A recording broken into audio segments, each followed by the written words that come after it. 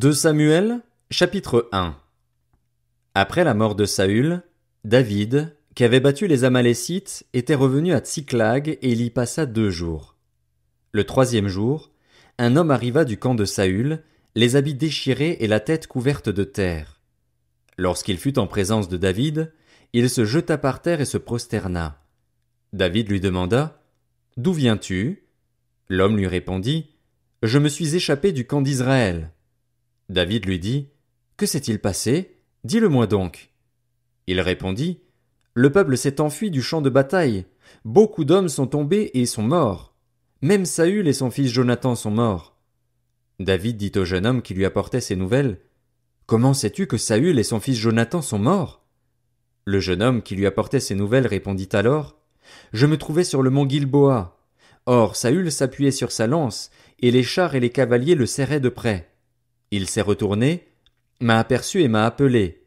J'ai dit « Me voici. » Il m'a demandé « Qui es-tu » Je lui ai répondu « Je suis Amalécite. » Il a dit « Approche-toi donc et donne-moi la mort, car je me sens mal, même si je suis encore plein de vie. » Je me suis approché de lui et lui ai donné la mort, sachant bien qu'il ne survivrait pas à sa défaite.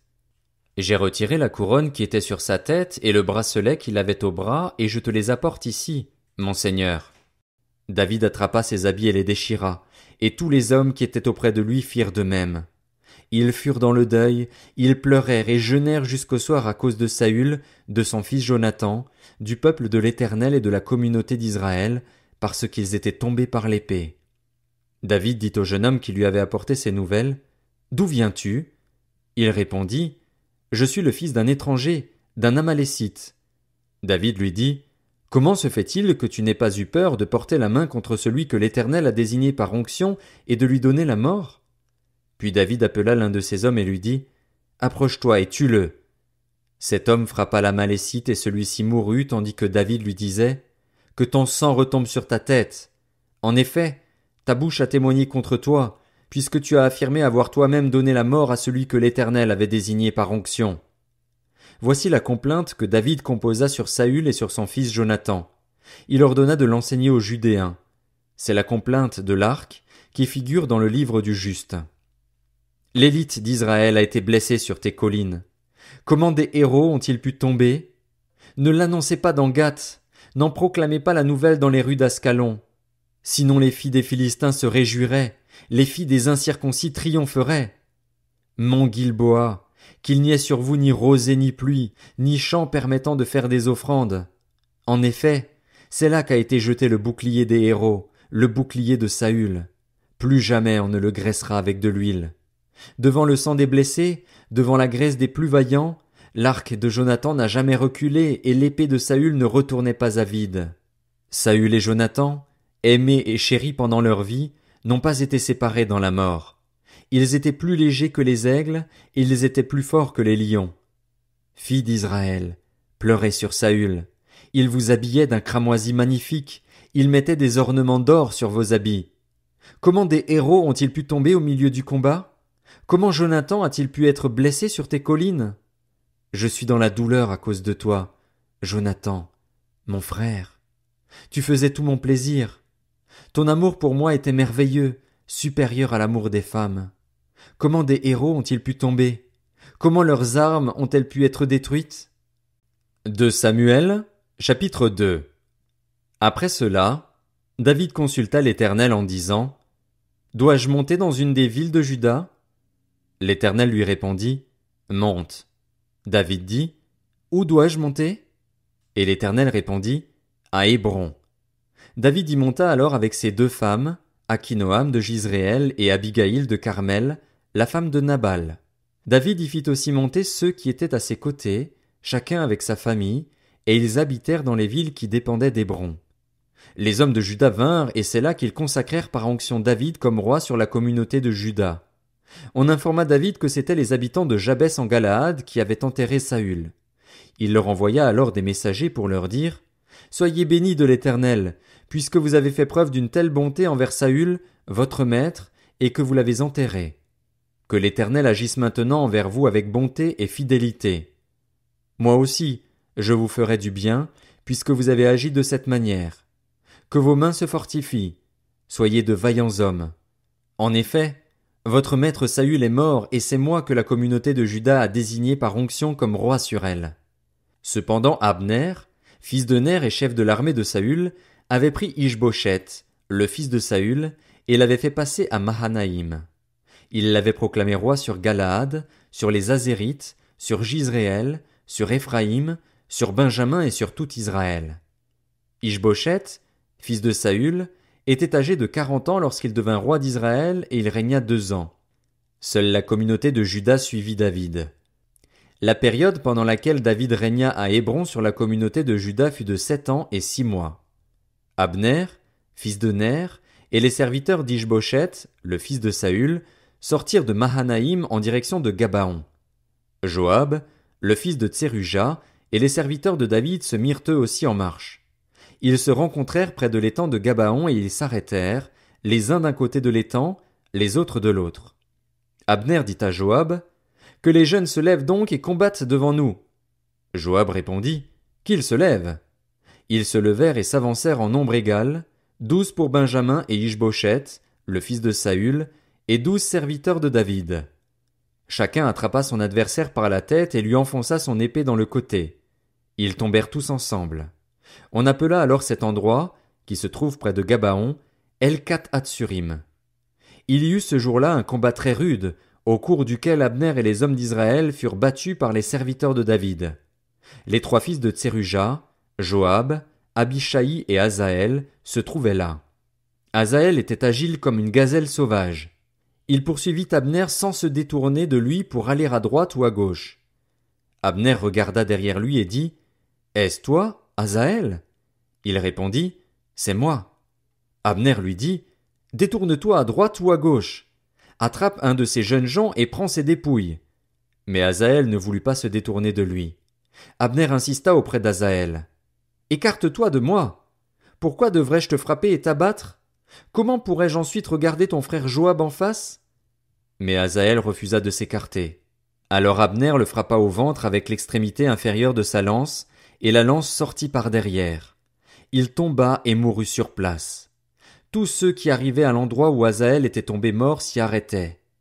Joab et Abishai poursuivirent Abner, et le soleil se couchait quand ils arrivèrent à la colline d'Ama, qui se trouve en face de Guiar, sur le chemin du désert de Gabaon.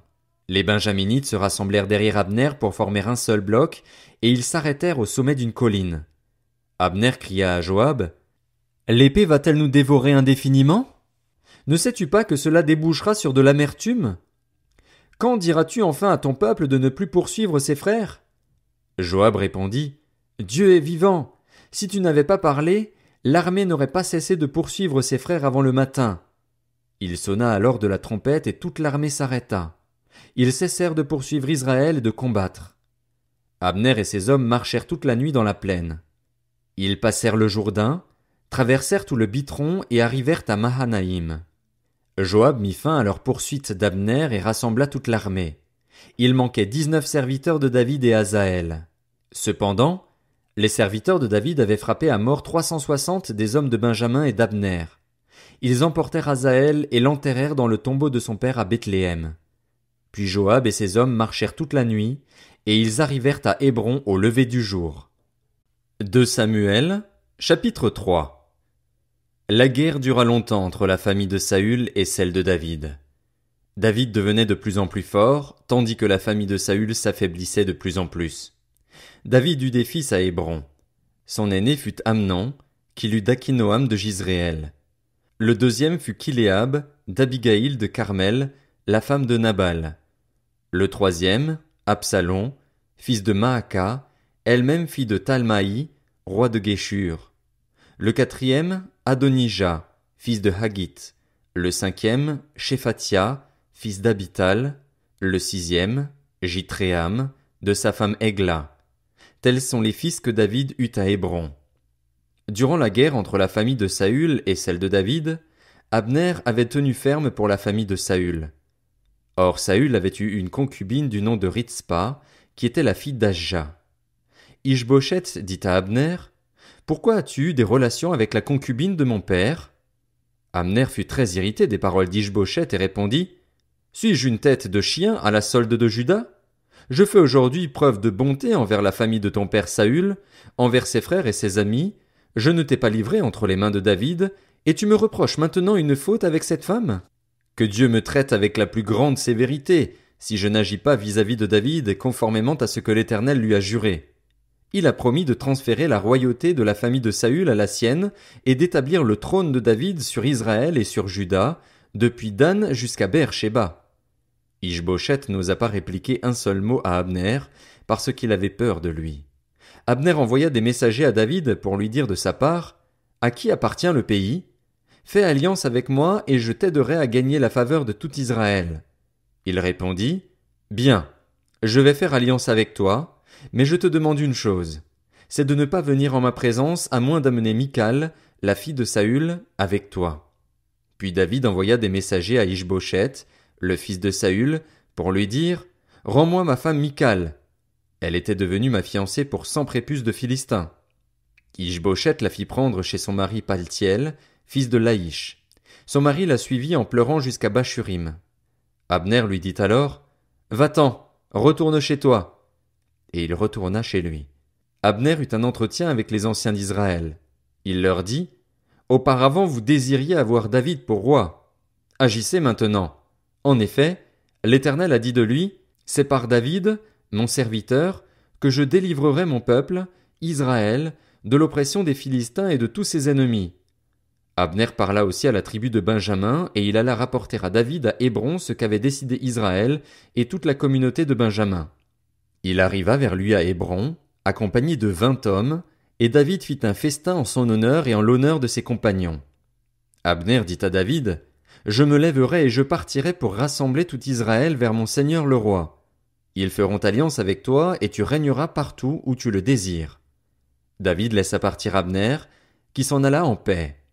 Voici que Joab et les serviteurs de David revenaient d'une expédition, et ils ramenèrent un grand butin. Abner n'était plus auprès de David à Hébron, car celui-ci l'avait laissé partir, et il s'en était allé en paix. Lorsque Joab arriva avec toute sa troupe, on lui annonça: Abner, fils de Ner, est venu trouver le roi. Celui-ci l'a laissé repartir et il s'en est allé en paix. Joab se rendit chez le roi et dit: Qu'as-tu fait? Abner est venu te trouver. Pourquoi l'as-tu laissé repartir en toute tranquillité? Tu connais Abner, fils de Ner. C'est pour te tromper qu'il est venu, pour connaître tes manœuvres et savoir tout ce que tu fais. Après avoir quitté David, Joab envoya des messagers sur les traces d'Abner, et ils le ramenèrent de la citerne de Sira. David n'en savait rien. Lorsqu'Abner fut de retour à Hébron, Joab le tira à l'écart à l'intérieur de la porte de la ville, comme pour lui parler en secret. Là il le frappa au ventre et le tua pour venger la mort de son frère Asaël. David l'apprit par la suite et il dit alors: Je suis pour toujours innocent, devant l'Éternel, du sang d'Abner, fils de Ner, et mon royaume l'est aussi. Que ce sang retombe sur Joab et sur toute sa famille. Qu'il y ait toujours chez lui quelqu'un qui soit atteint de blénorragie ou de lèpre, qui s'appuie sur un bâton, qui meurt par l'épée ou qui manque de nourriture. Ainsi, Joab et son frère Abishai tuèrent Abner parce qu'il avait donné la mort à leur frère Asaël, à Gabaon, dans la bataille. David dit à Joab et à tout le peuple qui était avec lui: Déchirez vos habits, couvrez-vous de sacs et pleurez en marchant devant Abner. Quant au roi David, il marcha derrière le cercueil. On enterra Abner à Hébron. Le roi se mit à pleurer tout haut sur le tombeau d'Abner, et tout le peuple pleura. Le roi composa une complainte sur Abner. Il dit: Abner devait-il mourir comme un criminel? Tu n'avais ni les mains attachées, ni les pieds emprisonnés. Tu es tombé comme on tombe devant des méchants. Et tout le peuple se remit à pleurer sur Abner. Tout le peuple s'approcha de David pour lui faire prendre de la nourriture pendant qu'il faisait encore jour, mais David fit le serment suivant: Que Dieu me traite avec la plus grande sévérité, si je goûte du pain ou quoi que ce soit avant le coucher du soleil. Tout le peuple prit connaissance de cette attitude et l'approuva. Ils approuvèrent tout ce qu'avait fait le roi. Tout le peuple et tout Israël comprirent ce jour-là que ce n'était pas sur un ordre du roi qu'Abner, fils de Ner, avait été tué. Le roi dit à ses serviteurs: Ne savez-vous pas qu'un chef, un grand homme, est tombé aujourd'hui en Israël? Je suis encore faible, même si j'ai été consacré roi par onction, et ces hommes, les fils de Tseruja, sont trop puissants pour moi. Que l'Éternel traite conformément à sa méchanceté celui qui fait le mal. 2 Samuel, chapitre 4. Lorsque le fils de Saül apprit qu'Abner était mort à Hébron, ses mains restèrent sans force et tout Israël fut épouvanté. Le fils de Saül avait 2 chefs de bande. L'un s'appelait Baana et l'autre Rékab. Ils étaient les fils de Rimon, de Béhéroth, membres de la tribu de Benjamin. Béhéroth était en effet considéré comme faisant partie de Benjamin, et les Béhérothiens s'étaient réfugiés à Githaïm, où ils ont habité jusqu'à aujourd'hui. Jonathan, le fils de Saül, avait un fils handicapé aux 2 jambes. Il était âgé de 5 ans lorsqu'arriva de Jizréel la nouvelle de la mort de Saül et de Jonathan. Sa nourrice le prit et s'enfuit, et comme elle se dépêchait de fuir, il tomba et resta estropié. Son nom était Méphibosheth. Or, les fils de Rimon de Béhéroth, Rékab et Baana, se rendirent à l'heure la plus chaude de la journée à la maison d'Ishbosheth, alors que celui-ci était couché pour la sieste de midi. Ils pénétrèrent jusqu'au milieu de la maison en apportant du blé et le frappèrent au ventre. Puis Rékab et son frère Baana se sauvèrent. Ils entrèrent donc dans la maison pendant qu'il était étendu sur son lit dans sa chambre à coucher, le frappèrent à mort et lui coupèrent la tête. Ils prirent sa tête et marchèrent toute la nuit sur le chemin de la plaine. Ils apportèrent la tête d'Ishbosheth à David, à Hébron, et ils dirent au roi, « Voici la tête d'Ishbosheth, le fils de Saül, ton ennemi, qui en voulait à ta vie. L'Éternel venge aujourd'hui le roi, mon seigneur, de Saül et de sa descendance. » David répondit à Rékab et à son frère Baana, les fils de Rimon de Béhéroth, « L'Éternel qui m'a délivré de tout danger est vivant. Celui qui est venu me dire, Saül est mort et qui croyait m'annoncer une bonne nouvelle, je l'ai fait arrêter et tuer à Tsiklag pour lui donner le salaire de son message. Quand des méchants comme vous ont assassiné un homme juste dans sa maison et sur son lit, c'est d'autant plus volontiers que je vous redemanderai son sang que vous avez versé et vous ferai disparaître de la terre. » David ordonna alors à ses jeunes serviteurs de les tuer. Ils leur coupèrent les mains et les pieds et les suspendirent au bord de l'étang d'Hébron. Puis ils prirent la tête d'Ishbosheth et l'enterrèrent dans le tombeau d'Abner à Hébron. 2 Samuel, chapitre 5. Toutes les tribus d'Israël vinrent trouver David à Hébron pour dire « Nous sommes faits des mêmes os et de la même chair que toi. Auparavant déjà, lorsque Saül était notre roi, c'était toi qui faisais partir Israël en campagne et qui l'en faisais revenir. L'Éternel t'a dit « C'est toi qui prendras soin de mon peuple, Israël, et qui deviendras son chef. » Ainsi, tous les anciens d'Israël vinrent trouver le roi à Hébron et là, le roi David fit alliance avec eux devant l'Éternel. Ils consacrèrent par onction David comme roi sur Israël. David était âgé de 30 ans lorsqu'il devint roi, et il régna 40 ans. Il régna 7 ans et 6 mois sur Juda à Hébron, et 33 ans sur tout Israël et Juda à Jérusalem. Le roi marcha avec ses hommes sur Jérusalem contre les Jébusiens, qui habitaient le pays. Ils dirent à David, « Tu n'entreras pas ici, car même les aveugles et les boiteux te repousseront en disant, « David n'entrera pas ici. » David s'empara néanmoins de la forteresse de Sion, c'est-à-dire la ville de David. David avait dit ce jour-là, « Si quelqu'un veut battre les Jébusiens, il devra atteindre par le canal ces boiteux et ces aveugles qui sont les ennemis de David. » C'est pourquoi l'on dit, « L'aveugle et le boiteux n'entreront pas dans le temple. » David s'installa dans la forteresse, qu'il appela ville de David. Il fit des constructions de tous côtés, à partir de la terrasse de Mio jusque vers l'intérieur. David devenait de plus en plus puissant et l'Éternel, le Dieu de l'univers, était avec lui. Hiram, le roi de Tyr, envoya des messagers à David, ainsi que du bois de cèdre, avec des charpentiers et des tailleurs de pierre, et ils lui construisirent une maison. David reconnut alors que l'Éternel l'affermissait comme roi sur Israël et donnait du rayonnement à sa royauté à cause de son peuple, Israël. David prit encore des concubines et des femmes de Jérusalem, après son arrivée d'Hébron, et il eut encore des fils et des filles. Voici le nom des enfants qu'il eut à Jérusalem. Shammua, Shobab, Nathan, Salomon, Jibar, Élishua, Népheg, Japhia, Élishama, Eliada et Éliphélet. Les Philistins apprirent qu'on avait consacré par onction David comme roi sur Israël, et ils montèrent tous à sa recherche. David en fut informé et descendit à la forteresse. Les Philistins arrivèrent et se déployèrent dans la vallée des Réphaïm. David consulta l'Éternel en disant, « Dois-je monter contre les Philistins? Les livreras-tu entre mes mains? Et l'Éternel dit à David, monte, car je livrerai les Philistins entre tes mains. David vint à Baal-Pératsim, où il les battit. Puis il dit, l'Éternel a dispersé mes ennemis devant moi comme de l'eau qui coule. C'est pourquoi l'on a appelé cet endroit Baal-Pératsim. Ils y abandonnèrent leurs idoles, et David et ses hommes les emportèrent. Les Philistins montèrent de nouveau pour attaquer et se déployèrent dans la vallée des Réphaïm. David consulta l'Éternel, et l'Éternel dit, tu ne monteras pas.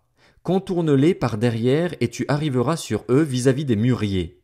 Quand tu entendras un bruit de pas dans les cimes des mûriers, alors dépêche-toi, car c'est l'Éternel qui marche devant toi pour battre l'armée des Philistins. David fit ce que l'Éternel lui avait ordonné, et il porta des coups aux Philistins depuis Géba jusqu'à Gézer. De Samuel, chapitre 6. David rassembla encore toute l'élite d'Israël, qui comptait 30 000 hommes. Puis, avec tout le peuple qui était à ses côtés, il partit de Baal-et-Juda pour faire monter de là l'arche de Dieu, à laquelle est associé le nom de l'Éternel, le Maître de l'univers, qui siège au-dessus d'elle entre les chérubins. Ils mirent ce coffre de Dieu sur un char neuf et l'emportèrent depuis la maison d'Abinadab qui se trouve sur la colline. C'étaient Uza et Ashjo, les fils d'Abinadab, qui conduisaient le char neuf. Ils l'emportèrent donc depuis la maison d'Abinadab qui se trouve sur la colline. Uza marchait à côté de l'arche de Dieu, et Ashjo devant. David et toute la communauté d'Israël jouaient devant l'Éternel de toutes sortes d'instruments en bois de cyprès, de la harpe, du luth, du tambourin, du sistre et des cymbales. Lorsqu'ils furent arrivés à l'aire de battage de Nakon, Uza tendit la main vers l'arche de Dieu et la retint, parce que les bœufs la faisaient pencher. La colère de l'Éternel s'enflamma contre lui et Dieu le frappa sur place à cause de sa faute. Uza mourut là, près de l'arche de Dieu. David fut troublé de ce que l'Éternel avait infligé une telle punition à Uza, et cet endroit a été appelé jusqu'à aujourd'hui Péretz Uza. David eut peur de l'Éternel, ce jour-là, et il se dit, comment l'arche de l'Éternel pourrait-elle entrer chez moi? Il ne voulut pas prendre l'arche de l'Éternel chez lui, dans la ville de David, et il la fit conduire dans la maison d'Obed-Édom, un homme de Gath. L'arche de l'Éternel resta 3 mois dans la maison d'Obed-Édom de Gath, et l'Éternel le bénit, ainsi que toute sa famille.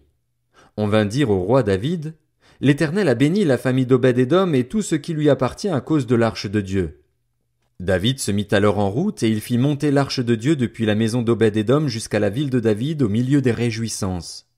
Quand ceux qui portaient l'arche de l'Éternel eurent fait 6 pas, on sacrifia un bœuf et un veau gras. David dansait de toute sa force devant l'Éternel et il était habillé d'un éphod en lin. David et toute la communauté d'Israël firent monter l'arche de l'Éternel avec des cris de joie et au son des trompettes. Michal, fille de Saül, regardait par la fenêtre lorsque l'arche de l'Éternel entra dans la ville de David et, en voyant le roi David sauter et danser devant l'Éternel, elle éprouva du mépris pour lui dans son cœur.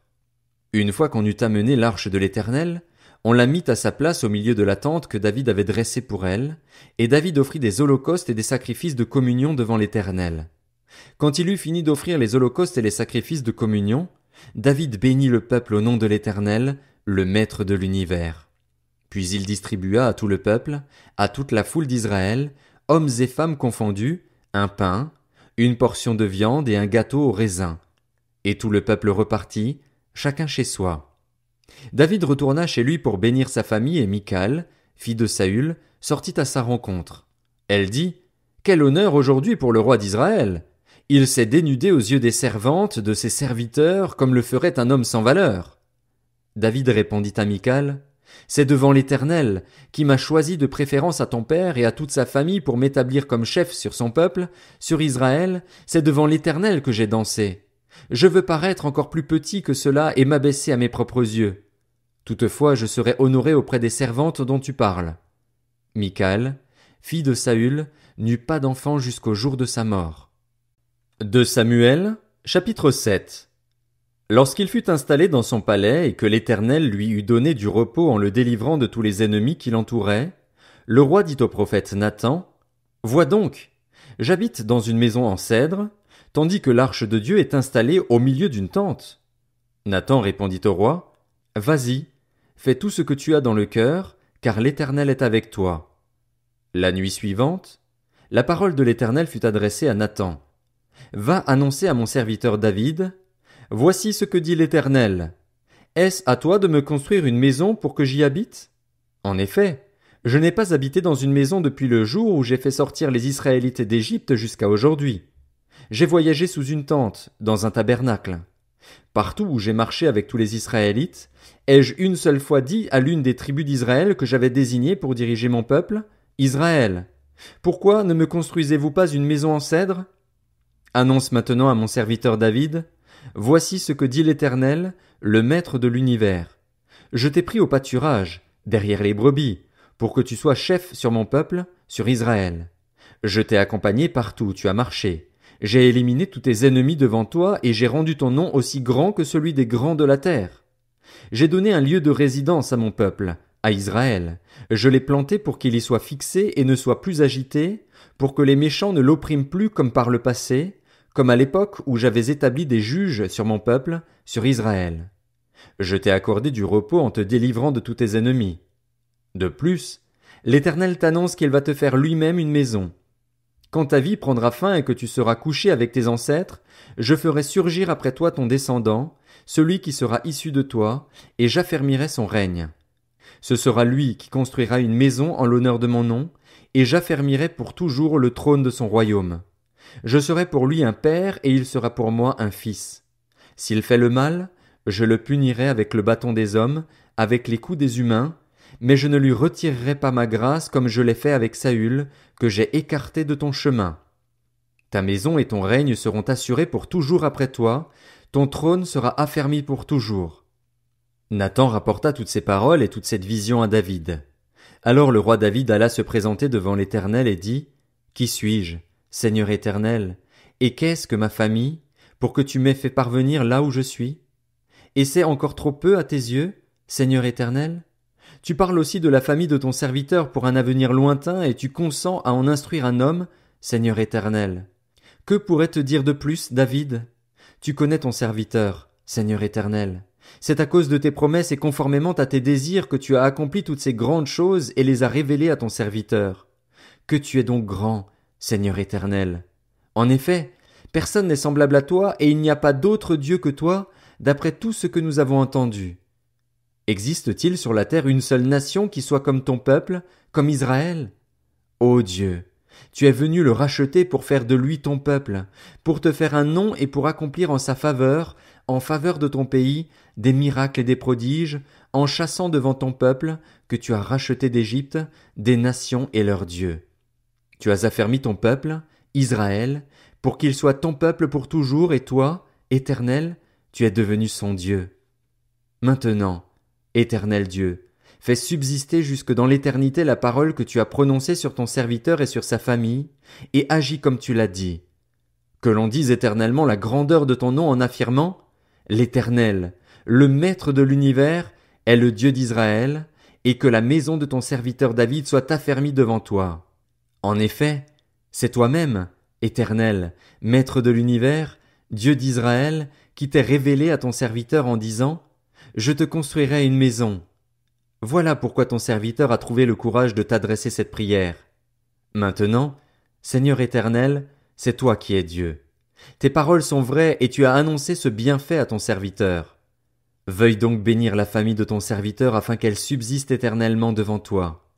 En effet, c'est toi, Seigneur éternel, qui as parlé, et c'est grâce à ta bénédiction que la maison de ton serviteur sera bénie pour l'éternité. 2 Samuel, chapitre 8. Après cela, David battit les Philistins et les humilia, et il leur prit le contrôle de leur capitale. Il battit les Moabites et il les mesura avec un ruban en les faisant se coucher par terre. Il mesura 2 rubans à mettre à mort, et un plein ruban à laisser en vie. Les Moabites furent asservis à David et lui payèrent un tribut. David battit Hadadézer, fils de Rehob et roi de Tsoba, lorsqu'il alla rétablir sa domination sur l'Euphrate. David lui prit 1700 cavaliers et 20 000 fantassins. Il mutila les jarrets de tous les chevaux de trait pour ne conserver que 100 attelages. Les Syriens de Damas vinrent au secours d'Hadadézer, le roi de Tsoba, et David battit 22 000 d'entre eux. David posta des garnisons chez les Syriens de Damas. Les Syriens furent asservis à David et lui payèrent un tribut. L'Éternel protégeait David partout où il allait. David prit les boucliers en or que portaient les serviteurs d'Hadadézer et les amena à Jérusalem. Le roi David prit encore une grande quantité de bronze à Béthar et à Bérotaï, villes qui appartenaient à Hadadézer. Toi, le roi de Hamath, apprit que David avait battu toute l'armée d'Hadadézer, et il envoya son fils Joram vers le roi David pour le saluer et pour le féliciter d'avoir attaqué Hadadézer et de l'avoir battu. En effet, Toi était en guerre contre Hadadézer. Joram apporta des objets en argent, en or et en bronze. Le roi David les consacra à l'Éternel, comme il l'avait déjà fait pour l'argent et l'or pris à toutes les nations qu'il avait vaincues, la Syrie, Moab, les Ammonites, les Philistins, Amalek, ainsi que sur le butin d'Hadadézer, fils de Rehob et roi de Tsoba. David se fit encore un nom lorsqu'il revint de sa victoire sur les Syriens, au nombre de 18 000, dans la vallée du Sel. Il établit des garnisons dans Édom, il en posta dans tout Édom. Édom tout entier fut asservi à David. L'Éternel protégeait David partout où il allait. David régna sur tout Israël, et il faisait droit et justice à tout son peuple. Joab, fils de Tseruja, commandait l'armée. Josaphat, fils d'Achilude, était archiviste. Tsadok, fils d'Achitub, et Achimélec, fils d'Abiatar, étaient prêtres. Séraja était secrétaire. Benaja, fils de Jéhojada, était le chef des Kérétiens et des Pélétiens. Et les fils de David étaient ministres d'État. 2 Samuel, chapitre 9. David demanda: Reste-t-il encore quelqu'un de la famille de Saül, pour que je lui fasse du bien à cause de Jonathan? Il y avait un serviteur de la famille de Saül, un dénommé Tsiba, que l'on fit venir vers David. Le roi lui dit: Es-tu Tsiba? Il répondit: Pour te servir. Le roi dit: N'y a-t-il plus personne de la famille de Saül, pour que je fasse preuve envers lui de la bonté de Dieu? Tsiba répondit au roi: Il y a encore un fils de Jonathan. Il est handicapé aux 2 jambes. Le roi lui demanda: Où est-il? Et Tsiba répondit au roi: Il est chez Makir, fils d'Amiel, à Lo-debar.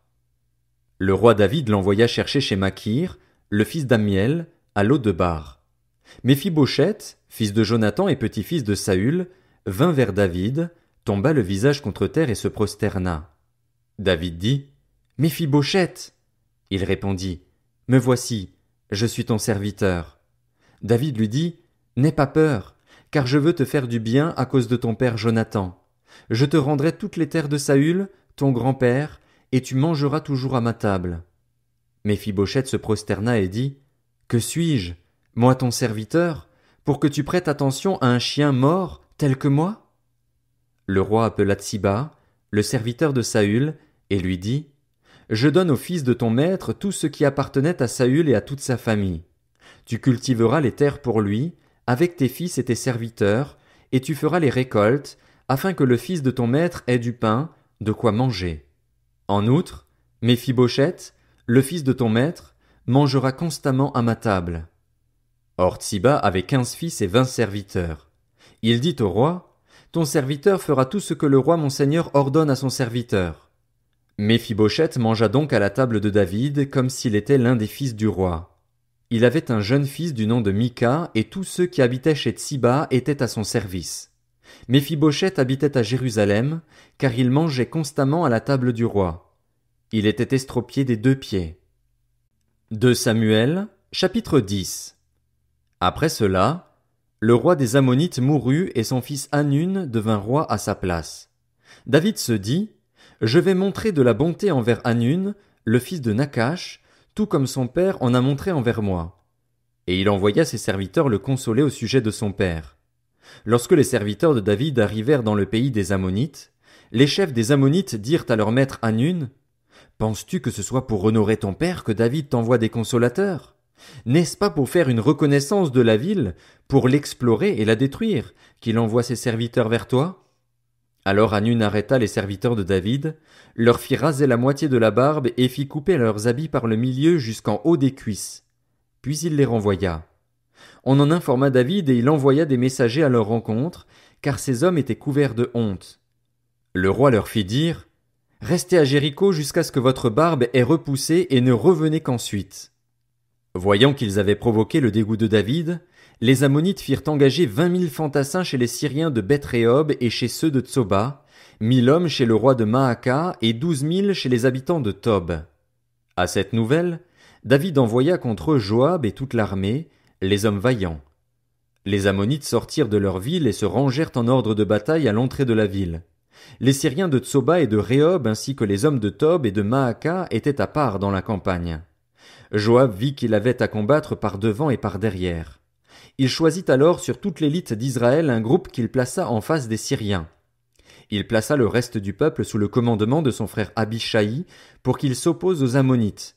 Il lui dit: Si les Syriens sont plus forts que moi, tu viendras à mon secours, et si les Ammonites sont plus forts que toi, je viendrai au tien. Sois fort, montrant du courage pour notre peuple et pour les villes de notre Dieu, et que l'Éternel fasse ce qui lui semblera bon.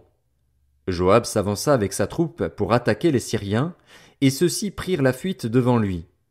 Quand les Ammonites virent que les Syriens s'étaient enfuis, ils prirent eux aussi la fuite devant Abishai et rentrèrent dans la ville.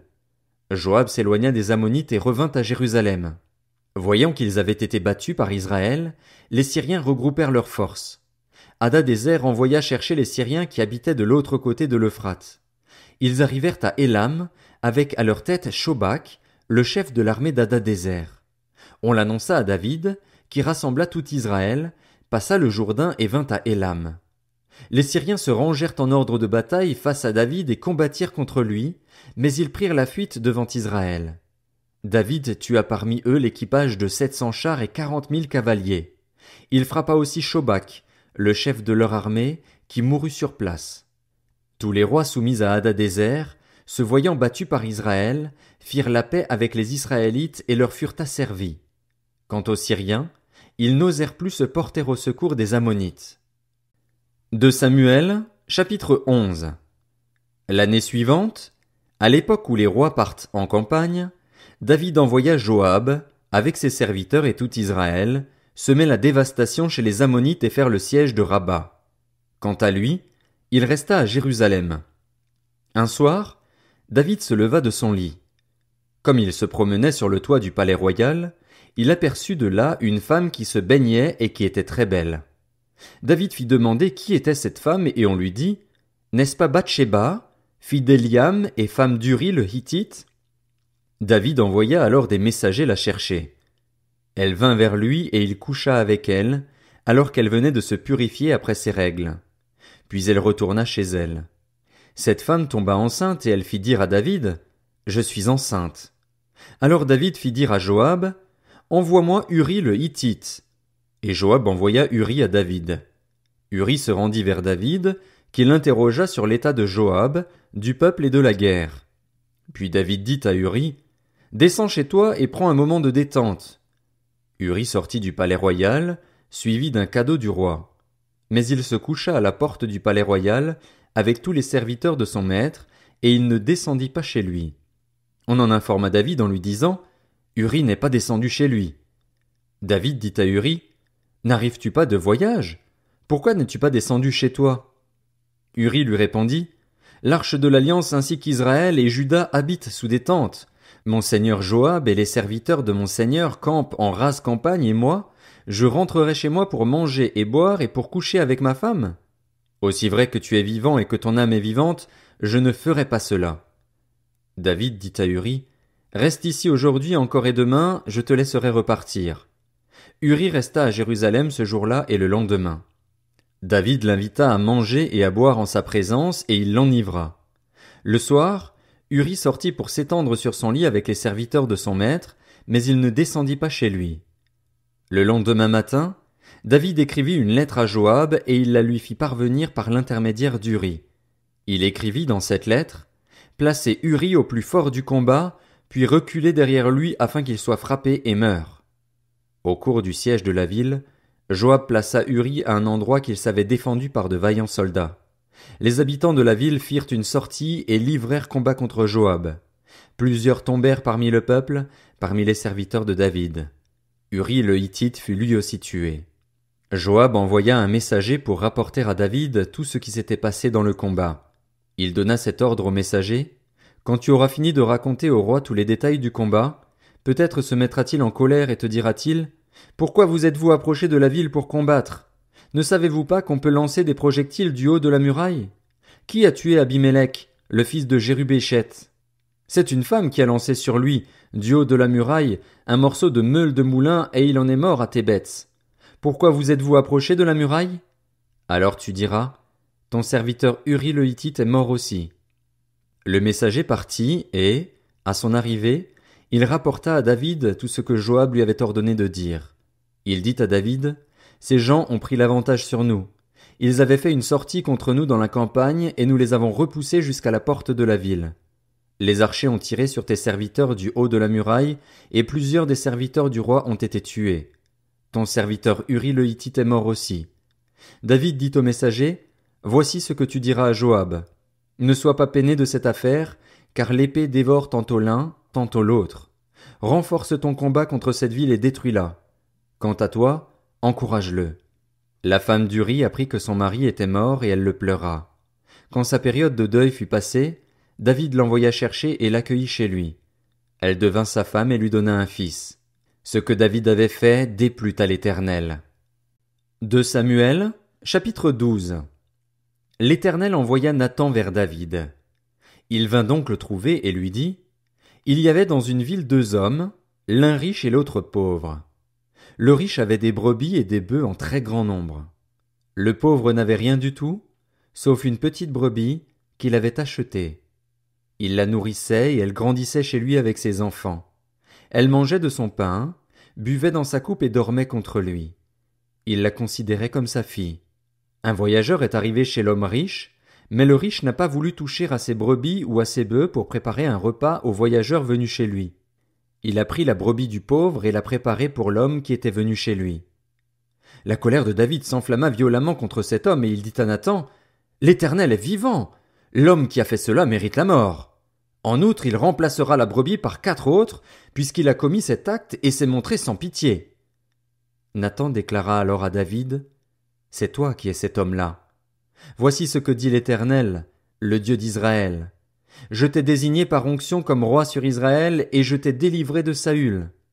Je t'ai donné la famille de ton maître. J'ai mis ses femmes contre ta poitrine et je t'ai donné la communauté d'Israël et de Juda. Si cela avait été trop peu, j'y aurais encore ajouté. Pourquoi donc as-tu méprisé la parole de l'Éternel en faisant ce qui est mal à mes yeux? Tu as tué par l'épée Uri le Hittite, tu as pris sa femme pour faire d'elle ta femme et lui, tu l'as tué sous les coups d'épée des Ammonites. Désormais, puisque tu m'as méprisé et que tu as pris la femme d'Uri le Hittite pour faire d'elle ta femme, l'épée ne s'éloignera plus de ton foyer. Voici ce que dit l'Éternel. Je vais faire sortir de ta propre famille le malheur contre toi, et je vais prendre sous tes yeux tes propres femmes pour les donner à un autre, qui couchera au grand jour avec elles. En effet, tu as agi en secret, mais moi, c'est en présence de tout Israël et en plein jour que je ferai cela. David dit à Nathan: J'ai péché contre l'Éternel. Nathan lui répondit: L'Éternel pardonne ton péché, tu ne mourras pas. Cependant, parce que tu as fait blasphémer les ennemis de l'Éternel en commettant cet acte, le fils qui t'est né mourra. Nathan retourna chez lui. L'Éternel frappa l'enfant que la femme d'Uri avait donné à David, et il fut gravement malade. David pria Dieu pour l'enfant et jeûna. Lorsqu'il rentra, il passa la nuit couché par terre. Les responsables du palais insistèrent auprès de lui pour qu'il se relève, mais il refusa et il ne mangea rien avec eux. Le 7e jour, l'enfant mourut. Les serviteurs de David avaient peur de lui annoncer que l'enfant était mort, car ils se disaient: Lorsque l'enfant était encore vivant, nous lui avons parlé et il ne nous a pas écoutés. Comment oserons-nous lui dire que l'enfant est mort? Il réagira mal. David s'aperçut que ses serviteurs parlaient tout bas entre eux et comprit que l'enfant était mort. Il leur demanda: L'enfant est-il mort? Ils répondirent: Il est mort. Alors David se releva. Il se lava, se parfuma et changea d'habit. Puis il se rendit dans la maison de l'Éternel et s'y prosterna. De retour chez lui, il demanda qu'on lui serve à manger et il mangea. Ses serviteurs lui dirent: Que signifie ta façon d'agir? Tant que l'enfant était vivant, tu jeûnais et tu pleurais. Maintenant qu'il est mort, tu te relèves et tu manges. Il répondit: Lorsque l'enfant était encore vivant, Je jeûnais et je pleurais, car je me disais, qui sait? Peut-être l'Éternel me fera-t-il grâce et peut-être l'enfant restera-t-il en vie.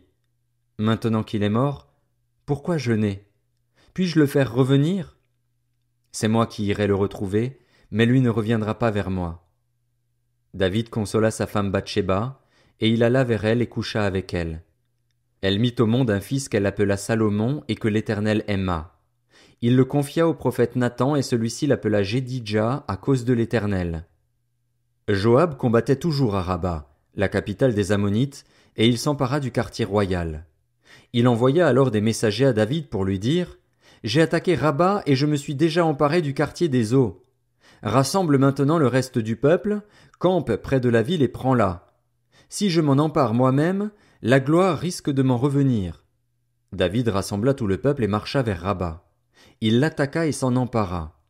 Il retira la couronne de la tête de son roi. Elle était faite d'une 30aine de kilos d'or et était garnie de pierres précieuses. On la mit sur la tête de David, qui emporta de la ville un très grand butin.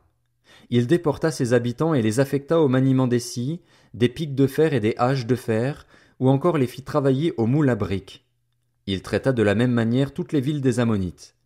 Puis David retourna à Jérusalem avec tout le peuple. 2 Samuel, chapitre 13. Après cela, voici ce qui arriva.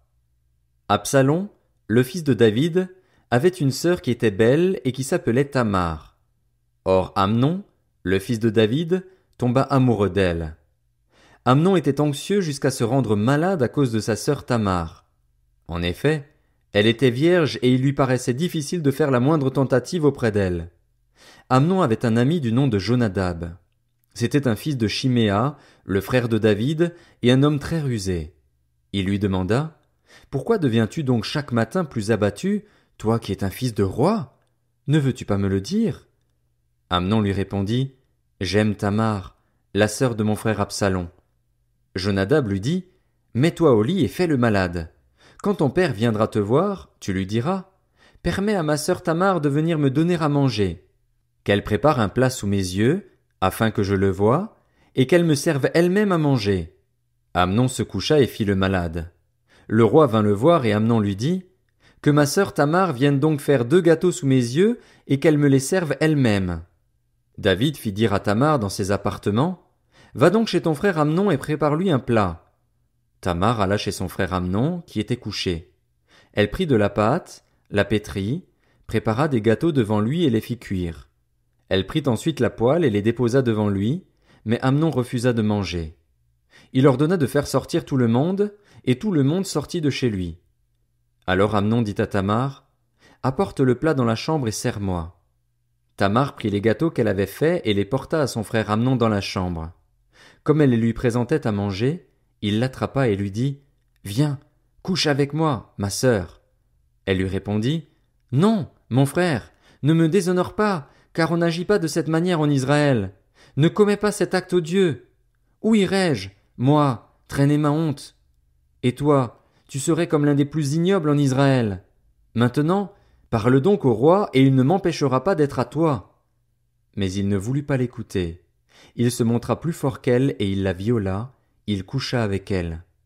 Puis Amnon éprouva de la haine envers elle, une haine plus forte encore que ne l'avait été son amour, et il lui dit, « Lève-toi, va-t'en. » Elle lui répondit, « Non, n'augmente pas, en me chassant, le mal que tu m'as déjà fait. » Il refusa de l'écouter. Appelant le garçon qui était à son service, il dit, « Qu'on fasse partir cette femme de chez moi, qu'on la mette dehors, et ferme la porte derrière elle. » Elle portait une robe de plusieurs couleurs. C'était en effet la tenue que portaient les filles du roi aussi longtemps qu'elles étaient vierges. Le serviteur d'Amnon la fit sortir et ferma la porte derrière elle. Tamar déversa de la cendre sur sa tête et déchira sa robe multicolore. Elle mit la main sur sa tête et s'en alla en poussant des cris. Son frère Absalom lui dit, « Est-ce que ton frère Amnon a couché avec toi? Maintenant, ma sœur, garde le silence, car c'est ton frère. Ne prends pas cette affaire trop à cœur. » Et Tamar s'installa, accablée, chez son frère Absalom. Le roi David apprit tout ce qui s'était passé et il en fut très irrité. Quant à Absalom, il ne parla ni en bien ni en mal à Amnon, mais il éprouva de la haine pour lui parce qu'il avait déshonoré sa sœur Tamar. 2 ans après, Comme il avait les tondeurs de moutons chez lui à Baal-Hatzor, près d'Éphraïm, Absalom invita tous les fils du roi. Il alla trouver le roi et dit, « Ton serviteur a les tondeurs de moutons chez lui. Que le roi et ses serviteurs viennent chez ton serviteur. » Le roi dit à Absalom, « Non, mon fils, nous n'irons pas tous chez toi, nous risquerions d'être une charge pour toi. » Absalom insista auprès de lui, mais le roi ne voulut pas y aller. Toutefois, il le bénit. Absalom dit, « Permets du moins à mon frère Amnon de venir avec nous. » Le roi lui répondit, « Pourquoi irait-il chez toi ?» Sur l'insistance d'Absalom, le roi laissa Amnon et tous ses fils partir avec lui. Absalom donna cet ordre à ses serviteurs, « Faites bien attention au moment où le cœur d'Amnon sera réjoui par le vin et où je vous dirai de le frapper. Alors faites-le mourir sans crainte. N'est-ce pas moi qui vous l'ordonne ? Montrez-vous fort et plein de courage. » Les serviteurs d'Absalom traitèrent Amnon comme Absalom l'avait ordonné. Tous les fils du roi se levèrent alors, montèrent chacun sur son mulet et s'enfuirent. Ils étaient encore en chemin quand le bruit parvint à David qu'Absalom avait tué tous les fils du roi et qu'il n'y avait pas un seul survivant. Le roi se leva, déchira ses habits et se coucha par terre. Tous ses serviteurs se tenaient là, les habits déchirés. Jonadab, fils de Chiméa, le frère de David, prit la parole. Il dit, « Que mon Seigneur ne pense pas que ce sont tous les jeunes gens, tous les fils du roi, qu'on a fait mourir. En effet, seul Amnon est mort. Absalom avait pris cette décision le jour où Amnon avait violé sa sœur Tamar. Que le roi mon Seigneur ne se tourmente donc pas à l'idée que tous ses fils seraient morts. En effet, seul Amnon est mort. » Absalom prit la fuite. Or le jeune homme placé en sentinelle leva les yeux et regarda. Il vit une grande troupe venir par le chemin qui était derrière lui, du côté de la montagne. Jonadab dit au roi, « Voici les fils du roi qui arrivent. » Cela confirme ce que disait ton serviteur. Il finissait de parler quand les fils du roi arrivèrent. Ils se mirent à pleurer tout haut. Le roi et tous ses serviteurs pleurèrent eux aussi abondamment. Absalom avait pris la fuite et il se rendit chez Talmaï, fils d'Amihur et roi de Guéshur. Quant à David, il menait tous les jours deuil sur son fils. Absalom resta 3 ans à Guéshur, où il s'était rendu après avoir pris la fuite. Le roi David cessa de poursuivre Absalom lorsqu'il fut consolé de la mort d'Amnon. 2 Samuel, chapitre 14. Joab, fils de Tseruja, s'aperçut que le cœur du roi était bien disposé envers Absalom. Il envoya chercher à Tekoa une femme rusée, à qui il dit, « Prends une attitude de deuil, mets des habits de deuil, ne te parfume pas, sois pareil à une femme qui pleure depuis longtemps un mort. Tu iras trouver le roi et voici ce que tu lui diras. » Et Joab lui précisa ce qu'elle devait dire. La femme de Tekoa alla parler au roi. Elle tomba le visage contre terre et se prosterna, puis elle dit, « Roi, sauve-moi. » Le roi lui demanda, « Qu'as-tu » Elle répondit, « Hélas, je suis veuve, mon mari est mort. Moi, ta servante, j'avais 2 fils. Ils se sont tous les 2 disputés dans les champs et il n'y avait personne pour les séparer. L'un des 2 a frappé l'autre à mort. Le clan tout entier s'est dressé contre ta servante en disant, « Livre-nous celui qui a tué son frère. Nous voulons le faire mourir pour l'assassinat de son frère. Nous voulons le détruire, même s'il est l'héritier. » Ils éteindraient ainsi le seul tison qui me reste pour ne laisser à mon mari ni nom ni survivant à la surface de la terre. Le roi dit à la femme, « Retourne chez toi. Je donnerai des ordres à ton sujet. » La femme de Tekoa dit au roi, « Mon seigneur le roi, c'est sur moi et sur ma famille que la faute doit retomber. Le roi et son trône en sont innocents. » Le roi dit, « Si quelqu'un parle contre toi, amène-le-moi et il ne te touchera plus. » Elle dit, « Que le roi se souvienne de l'Éternel, ton Dieu, afin que le vengeur du sang n'augmente pas ma ruine et qu'on ne détruise pas mon fils. » Il répondit, « L'Éternel est vivant, pas un cheveu de ton fils ne tombera à terre. » La femme dit, « Permets que ta servante dise un mot à mon seigneur le roi. » Il dit, « Parle. » La femme dit, « Pourquoi as-tu eu de telles pensées contre le peuple de Dieu ? Il découle des paroles même du roi que le roi est comme coupable en ne faisant pas revenir celui qui l'a chassé. Il nous faudra tous mourir, et nous serons pareils à de l'eau versée par terre et qui ne se rassemble plus. Dieu ne relève pas un mort, mais il désire que le fugitif ne reste pas exclu de sa présence. Maintenant, si je suis venu dire ces choses au roi mon seigneur, c'est que le peuple m'a fait peur. Et moi ta servante, je me suis dit, je veux parler au roi. Peut-être le roi fera-t-il ce que dira sa servante. Oui, Le roi écoutera sa servante pour la délivrer de ceux qui cherchent à nous éliminer, mon fils et moi, du peuple de Dieu. Moi ta servante, j'ai dit, que la parole de mon seigneur le roi me donne le repos. En effet, mon seigneur le roi est comme un messager de Dieu pour distinguer le bien et le mal. Et que l'Éternel, ton Dieu, soit avec toi. Le roi répondit à la femme, ne me cache rien dans ce que je vais te demander. La femme dit, que mon seigneur le roi parle. Le roi dit alors, Joab n'a-t-il pas manigancé tout cela avec toi? La femme répondit, aussi vrai que ton âme est vivante, roi mon seigneur, la réalité correspond bien à tout ce que dit mon seigneur le roi. C'est en effet ton serviteur Joab qui m'a donné des ordres et qui m'a précisé à moi, ta servante, tout ce que je devais dire. C'est pour présenter les choses d'une autre manière que ton serviteur Joab a fait cela. Mais mon seigneur est aussi sage qu'un ange de Dieu pour connaître tout ce qui se passe sur la terre. Le roi dit à Joab, je veux bien agir comme tu l'as dit. Vas-y donc, ramène le jeune Absalom. Joab tomba le visage contre terre et se prosterna. Il bénit le roi, puis il dit, moi ton serviteur, je sais aujourd'hui que j'ai trouvé grâce à tes yeux, roi mon seigneur, puisque tu agis conformément à ce que j'ai dit. Joab se leva et partit pour Guéshur, et il ramena Absalom à Jérusalem. Mais le roi dit, qu'il se retire chez lui, il ne sera pas admis en ma présence. Absalom se retira chez lui, et il ne fut jamais admis dans la présence du roi. Il n'y avait dans tout Israël aucun homme aussi réputé qu'Absalom pour sa beauté. Depuis la plante du pied jusqu'au sommet de la tête, il ne présentait aucun défaut. Il se rasait chaque année la tête, parce que sa chevelure était trop lourde pour lui.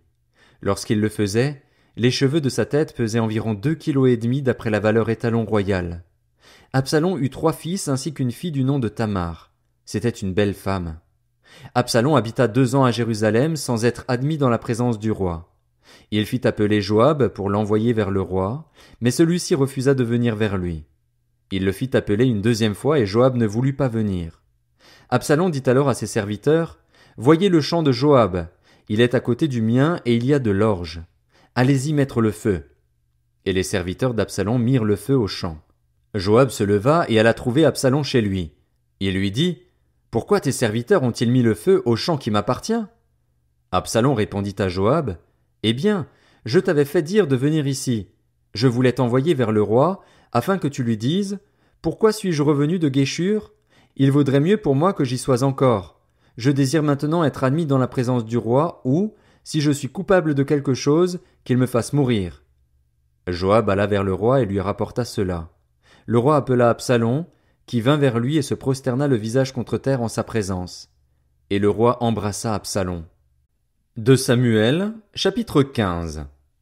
Après cela, Absalom se procura un char et des chevaux, ainsi que 50 hommes qui couraient devant lui. Il se levait de bon matin et se tenait au bord du chemin qui conduit à la porte de la ville.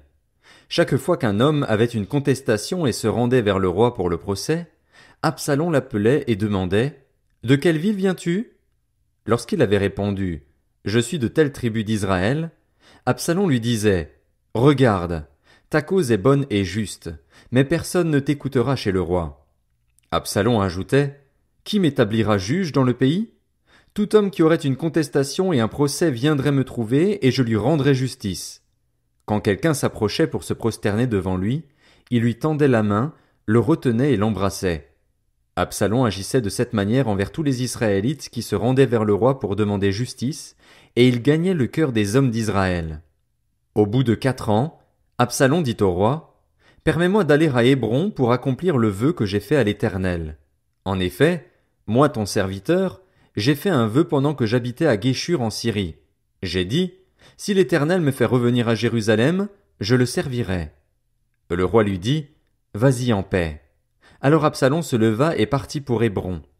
Absalom envoya des espions dans toutes les tribus d'Israël pour dire, « Quand vous entendrez le son de la trompette, vous direz, « Absalom est devenu roi à Hébron. » Et 200 hommes de Jérusalem qui avaient été invités accompagnèrent Absalom. Ils le firent en toute innocence, sans rien savoir. Pendant qu'il offrait des sacrifices, Absalom fit venir de la ville de Gilo Achitophel le Gilonite, le conseiller de David. La conspiration devint puissante et le peuple était de plus en plus nombreux à se rallier à Absalom. Quelqu'un vint informer David en disant « Le cœur des Israélites s'est attaché à Absalom. » David dit alors à tous ses serviteurs, qui se trouvaient avec lui à Jérusalem, « Levez-vous, prenons la fuite, car il n'y aura aucun moyen pour nous d'échapper à Absalom. Dépêchez-vous de partir. Autrement, il ne va pas tarder à nous rattraper, et il nous précipitera dans le malheur et frappera la ville du tranchant de l'épée. » Les serviteurs du roi lui dirent, « Nous ferons tout ce que mon seigneur le roi voudra, nous sommes tes serviteurs. » Le roi sortit, suivi de toute sa famille, et il ne laissa que 10 concubines pour garder le palais. Le roi sortit donc, suivi de tout le peuple, et ils s'arrêtèrent à la dernière maison. Tous ses serviteurs, tous les Kérétiens et tous les Pélétiens avançaient à ses côtés, tandis que tous les Gassiens, 600 hommes qu'il avait suivis depuis Gath, passaient devant lui. Le roi dit à Itaï de Gath, « Pourquoi viendrais-tu aussi avec nous? Retourne chez toi et reste avec le nouveau roi, car tu es un étranger. Tu as même été déporté de ton pays. Tu es arrivé hier et aujourd'hui je te ferai errer avec nous çà et là, alors que je ne sais pas moi-même où je vais. Retourne chez toi et emmène tes frères avec toi. Que l'Éternel fasse preuve de bonté et de fidélité envers toi. » Itaï répondit au roi, « L'Éternel est vivant et mon seigneur le roi est vivant. Là où se trouvera mon seigneur le roi, que ce soit pour mourir ou pour vivre, là aussi sera ton serviteur. » David dit alors à Itaï, « Vas-y, avance. » Et Itaï de Gath avança avec tous ses hommes et tous les enfants qui étaient avec lui. Toute la région était en larmes et l'on poussait de grands cris au passage de tout le peuple. Le roi passa le torrent du Cédron, ainsi que tout le peuple, en face du chemin qui conduit au désert. Tsadok était aussi là, et avec lui tous les Lévites qui portaient l'arche de l'alliance de Dieu. Ils déposèrent l'arche de Dieu et Abiatar montait pendant que tout le peuple finissait de sortir de la ville. Le roi dit à Tsadok, « Ramène l'arche de Dieu dans la ville. Si je trouve grâce aux yeux de l'Éternel, il me fera revenir ici et me fera revoir l'arche et son sanctuaire. Mais s'il dit, je ne prends pas plaisir en toi, je suis prêt. Qu'il me fasse ce qui lui semblera bon. » Le roi insista encore auprès du prêtre Tsadok, « Vas-tu comprendre? Retourne en paix dans la ville avec ton fils Akimats et avec Jonathan, fils d'Abiatar. Retournez avec vos 2 fils. Voyez, j'attendrai dans les plaines du désert jusqu'à ce que je reçoive des nouvelles de votre part. » Ainsi, Tsadok et Abiatar rapportèrent l'arche de Dieu à Jérusalem et ils y restèrent. David gravit le mont des Oliviers. Il montait en pleurant et la tête couverte, et il marchait nu-pieds. Tous ceux qui l'accompagnaient se couvrirent aussi la tête et ils montaient en pleurant. On vint dire à David, « Achitophel est avec Absalom, il fait partie des conspirateurs. » David dit, « Éternel, réduis à néant les conseils d'Achitophel. » Lorsque David fut arrivé au sommet, il adora l'Éternel. Et voici que Hushaï l'Archien vint à sa rencontre, la tunique déchirée et la tête couverte de terre. David lui dit, « Si tu viens avec moi, tu seras une charge pour moi. Au contraire, tu réduiras à néant pour mon bénéfice les conseils d'Achitophel si tu retournes en ville et que tu dises à Absalom, « Roi, je serai ton serviteur. J'étais auparavant le serviteur de ton père, mais je suis maintenant ton serviteur. » Les prêtres Tsadok et Abiatar ne seront-ils pas là avec toi? Tout ce que tu apprendras au palais, tu le diras aux prêtres Tsadok et Abiatar. Comme ils ont avec eux leurs 2 fils, Akimats, le fils de Tsadok, et Jonathan, le fils d'Abiatar, c'est par eux que vous me ferez savoir tout ce que vous aurez appris. Hushaï, l'ami de David, retourna donc dans la ville de Jérusalem alors qu'Absalom y entrait. De Samuel, chapitre 16. Lorsque David eut un peu dépassé le sommet, Tsiba, le serviteur de Méphibosheth, vint à sa rencontre avec 2 ânes munis de bâts. Il portait 200 pains, 100 gâteaux aux raisins secs, 100 aux fruits d'été et une outre de vin. Le roi demanda à Tsiba, « Que veux-tu faire de cela ?» Tsiba répondit, « Les ânes serviront de monture à la famille du roi. Le pain et les fruits d'été sont destinés à nourrir les jeunes gens, et le vin à désaltérer ceux qui seront fatigués dans le désert. » Le roi demanda, « Où est le fils de ton maître ?»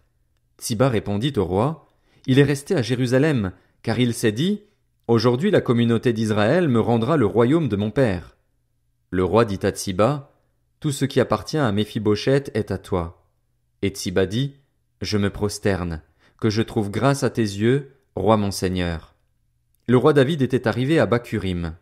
Et voici qu'un homme du clan et de la famille de Saül, un dénommé Chiméi, fils de Guéra, sortit de là. Il s'avança en prononçant des malédictions, et il jeta des pierres au roi David ainsi qu'à tous ses serviteurs, alors même que tout le peuple et tous les hommes vaillants se tenaient à la droite et à la gauche du roi. Voici ce que disait Shimei en le maudissant. Va-t'en, va-t'en, homme sanguinaire, vaurien. L'Éternel fait retomber sur toi tout le sang de la famille de Saül. Tu as régné à sa place et l'Éternel a livré le royaume entre les mains de ton fils Absalom. Te voilà donc malheureux comme tu le mérites, car tu es un homme sanguinaire. Abishai, fils de Tseruja, dit alors au roi. Pourquoi ce chien mort maudit-il le roi, mon seigneur? Laisse-moi donc aller lui couper la tête. Mais le roi dit, qu'ai-je à faire avec vous, les fils de Tseruja?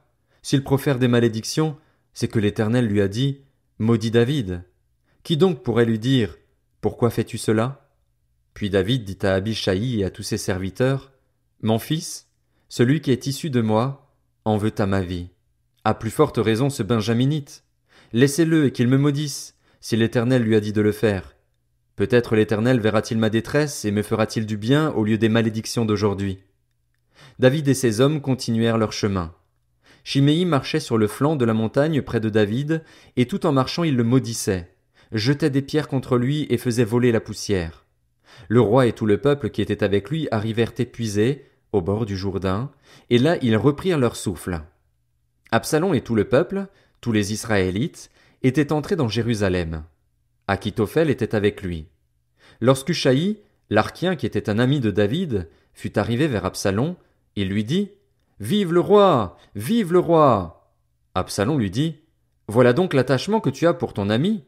Pourquoi n'as-tu pas accompagné ton ami? » Ushaï répondit à Absalom, « C'est que je veux appartenir à celui qu'ont choisi l'Éternel et tout ce peuple, tous les Israélites, et c'est avec lui que je veux rester. D'ailleurs, qui vais-je servir? Son fils.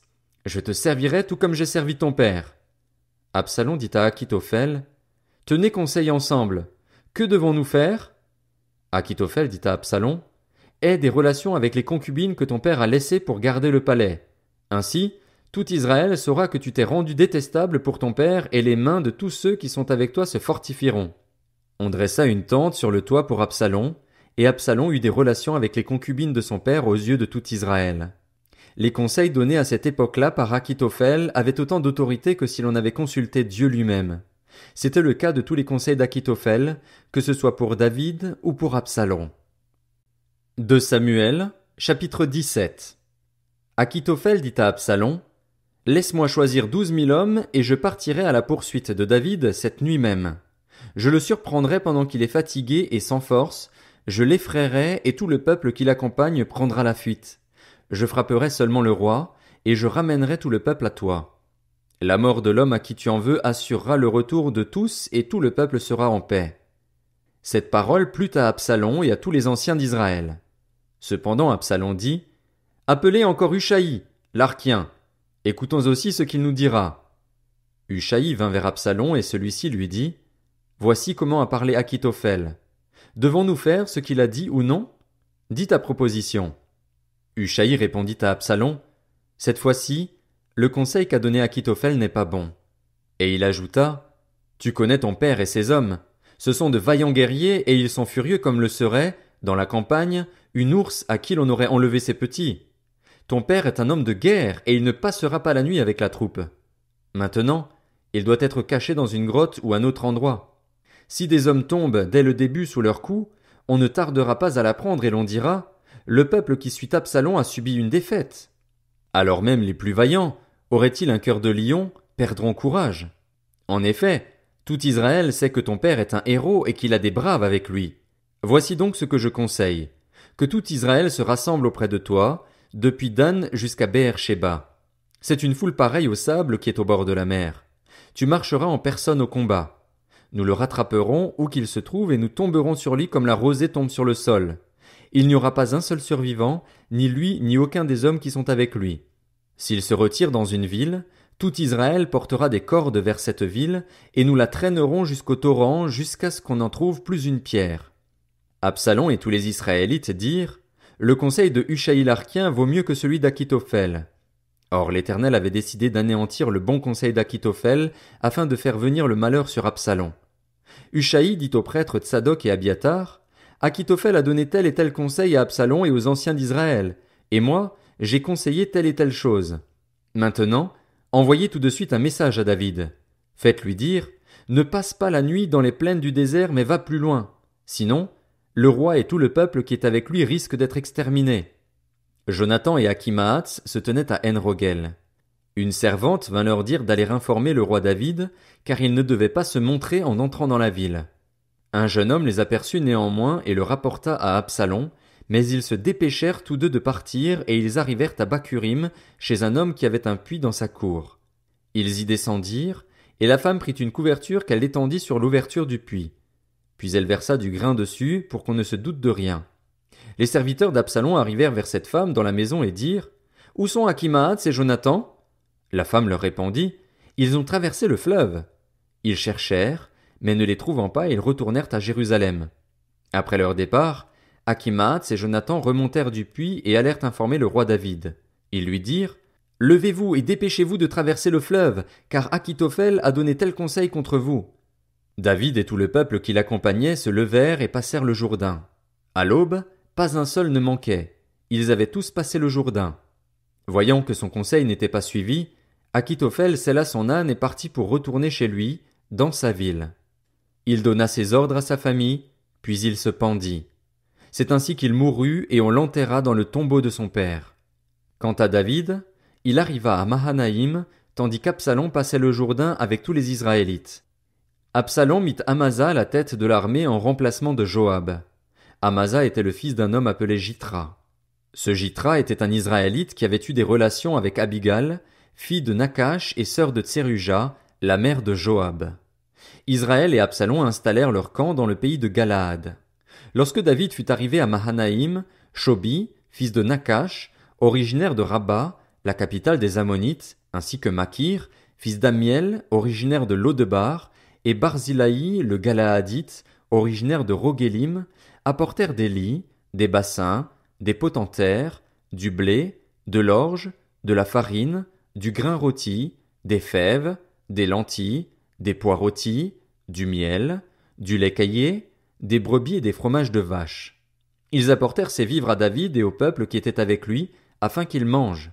Ils se disaient en effet, ce peuple a dû souffrir de la faim, de la fatigue et de la soif dans le désert. 2 Samuel, chapitre 18. David passa en revue le peuple qui était avec lui, et il établit à sa tête des chefs de milliers et des chefs de centaines. Il plaça un tiers du peuple sous le commandement de Joab, un tiers sous celui d'Abishaï, fils de Tseruja et frère de Joab, et un tiers sous celui d'Itaï, de Gath. Puis le roi dit au peuple, « Moi aussi, je veux partir en campagne avec vous. » Mais le peuple dit, « Tu ne feras pas cela. En effet, si nous prenons la fuite, ce n'est pas sur nous que l'attention se portera. Même si la moitié d'entre nous mourions, on n'y ferait pas attention, alors que toi, tu vaux autant que 10 000 d'entre nous.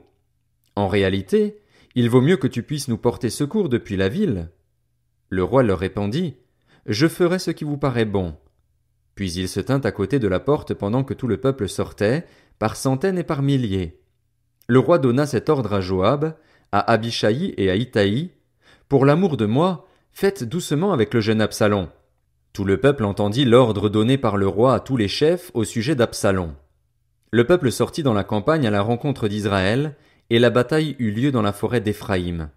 Là, le peuple d'Israël fut battu par les serviteurs de David. Il connut ce jour-là une grande défaite en perdant 20 000 hommes. Le combat s'étendit à toute la région, et la forêt fit ce jour-là plus de victimes que l'épée parmi les membres du peuple. Absalom se trouva en présence des serviteurs de David. Il montait un mulet. Le mulet pénétra sous les branches entrelacées d'un grand térébinthe, et la tête d'Absalom fut prise dans le térébinthe. Il resta suspendu en l'air, tandis que le mulet qu'il montait continuait son chemin. Un homme le vit et annonça à Joab, « J'ai vu Absalom suspendu à un térébinthe. » Joab dit à l'homme qui lui apportait cette nouvelle, « Tu l'as vu? Pourquoi donc ne l'as-tu pas abattu sur place? Je t'aurais donné 10 pièces d'argent et une ceinture. » Mais cet homme dit à Joab, « Même pour 1000 pièces d'argent, je ne porterai pas la main contre le fils du roi. En effet, nous avons entendu l'ordre que le roi vous a donné à Abishaï, à Itaï et à toi. Il a dit, veillez chacun sur le jeune Absalom. Si j'avais menti et l'avais tué, rien n'aurait été caché au roi. Toi-même, tu aurais pris position contre moi. » Joab dit, « Je ne vais pas perdre mon temps avec toi. » Puis il prit en main 3 javelots et les enfonça dans le cœur d'Absalom, alors que celui-ci était encore bien vivant au milieu du térébinthe. 10 jeunes gens qui portaient les armes de Joab entourèrent Absalom et le frappèrent à mort. Joab fit alors sonner de la trompette et le peuple revint. Il cessa ainsi de poursuivre Israël, parce que Joab l'en empêcha. Ils prirent Absalom, le jetèrent dans une grande fosse au milieu de la forêt et mirent sur lui un énorme tas de pierres. Tout Israël prit la fuite, chacun se réfugia dans sa tente. De son vivant, Absalom s'était fait ériger un monument dans la vallée du roi. Il se disait en effet, « Je n'ai pas de fils pour perpétuer le souvenir de mon nom. » Et il avait donné son propre nom au monument, qu'on appelle encore aujourd'hui monument d'Absalom. Akhimaats, fils de Tsadok, dit à Joab, « Laisse-moi courir et apporter au roi la bonne nouvelle que l'Éternel lui a rendu justice en le délivrant de ses ennemis. » Joab lui dit, « Tu ne serais pas un messager de bonne nouvelle aujourd'hui. Tu pourras l'être un autre jour, mais pas aujourd'hui, puisque le fils du roi est mort. » Puis Joab dit à un Éthiopien, « Va rapporter au roi ce que tu as vu. » L'Éthiopien se prosterna devant Joab et partit en courant. Akhimaats, fils de Tsadok, insista auprès de Joab. « Quoi qu'il arrive, laisse-moi courir après l'Éthiopien. » Joab dit, « Pourquoi veux-tu faire cela, mon fils? Ce n'est pas un message qui te sera profitable. »« Quoi qu'il arrive, je veux courir, » reprit Akhimaats. Joab lui dit alors, « Cours !» Akhimaats courut en empruntant le chemin de la plaine, et il dépassa l'Éthiopien. David était alors assis entre les 2 portes de la ville. La sentinelle marchait sur le toit au-dessus de la porte, sur la muraille. Elle leva les yeux et regarda. Un homme courait tout seul. La sentinelle cria pour l'annoncer au roi. Le roi dit, « S'il est seul, il apporte de bonnes nouvelles. » Cet homme arrivait toujours plus près. La sentinelle vit un autre homme courir. Elle cria au portier, « Voici un homme qui court tout seul. » Le roi dit, « Il apporte aussi de bonnes nouvelles. » La sentinelle dit, « La manière de courir du premier me paraît être celle d'Akhimaats, le fils de Tsadok. » Le roi dit alors, « C'est un homme de bien, il vient apporter de bonnes nouvelles. » Akhimaats cria au roi, « Tout va bien !» Il se prosterna devant le roi, le visage contre terre, et dit, « Béni soit l'Éternel, ton Dieu. Il a livré en ton pouvoir les hommes qui levaient la main contre mon seigneur le roi. » Le roi demanda, « Le jeune Absalom va-t-il bien ?» Akhimaats répondit, « J'ai aperçu une grande agitation au moment où Joab a envoyé le serviteur du roi et moi ton serviteur, mais je ne sais pas ce que c'était. » Et le roi dit, « Mets-toi là, de côté. » Akhimaats recula et se tint debout. Alors arriva l'Éthiopien. Il dit, « Que le roi mon seigneur apprenne la bonne nouvelle. Aujourd'hui l'Éternel t'a rendu justice en te délivrant de tous ceux qui s'attaquaient à toi. » Le roi demanda à l'Éthiopien, « Le jeune Absalom va-t-il bien ?» L'Éthiopien répondit, « Qu'il soit comme ce jeune homme, les ennemis de mon seigneur le roi et tous ceux qui se dressent contre toi pour te faire du mal. » 2 Samuel, chapitre 19. Alors le roi, bouleversé, monta dans la chambre située au-dessus de la porte et pleura.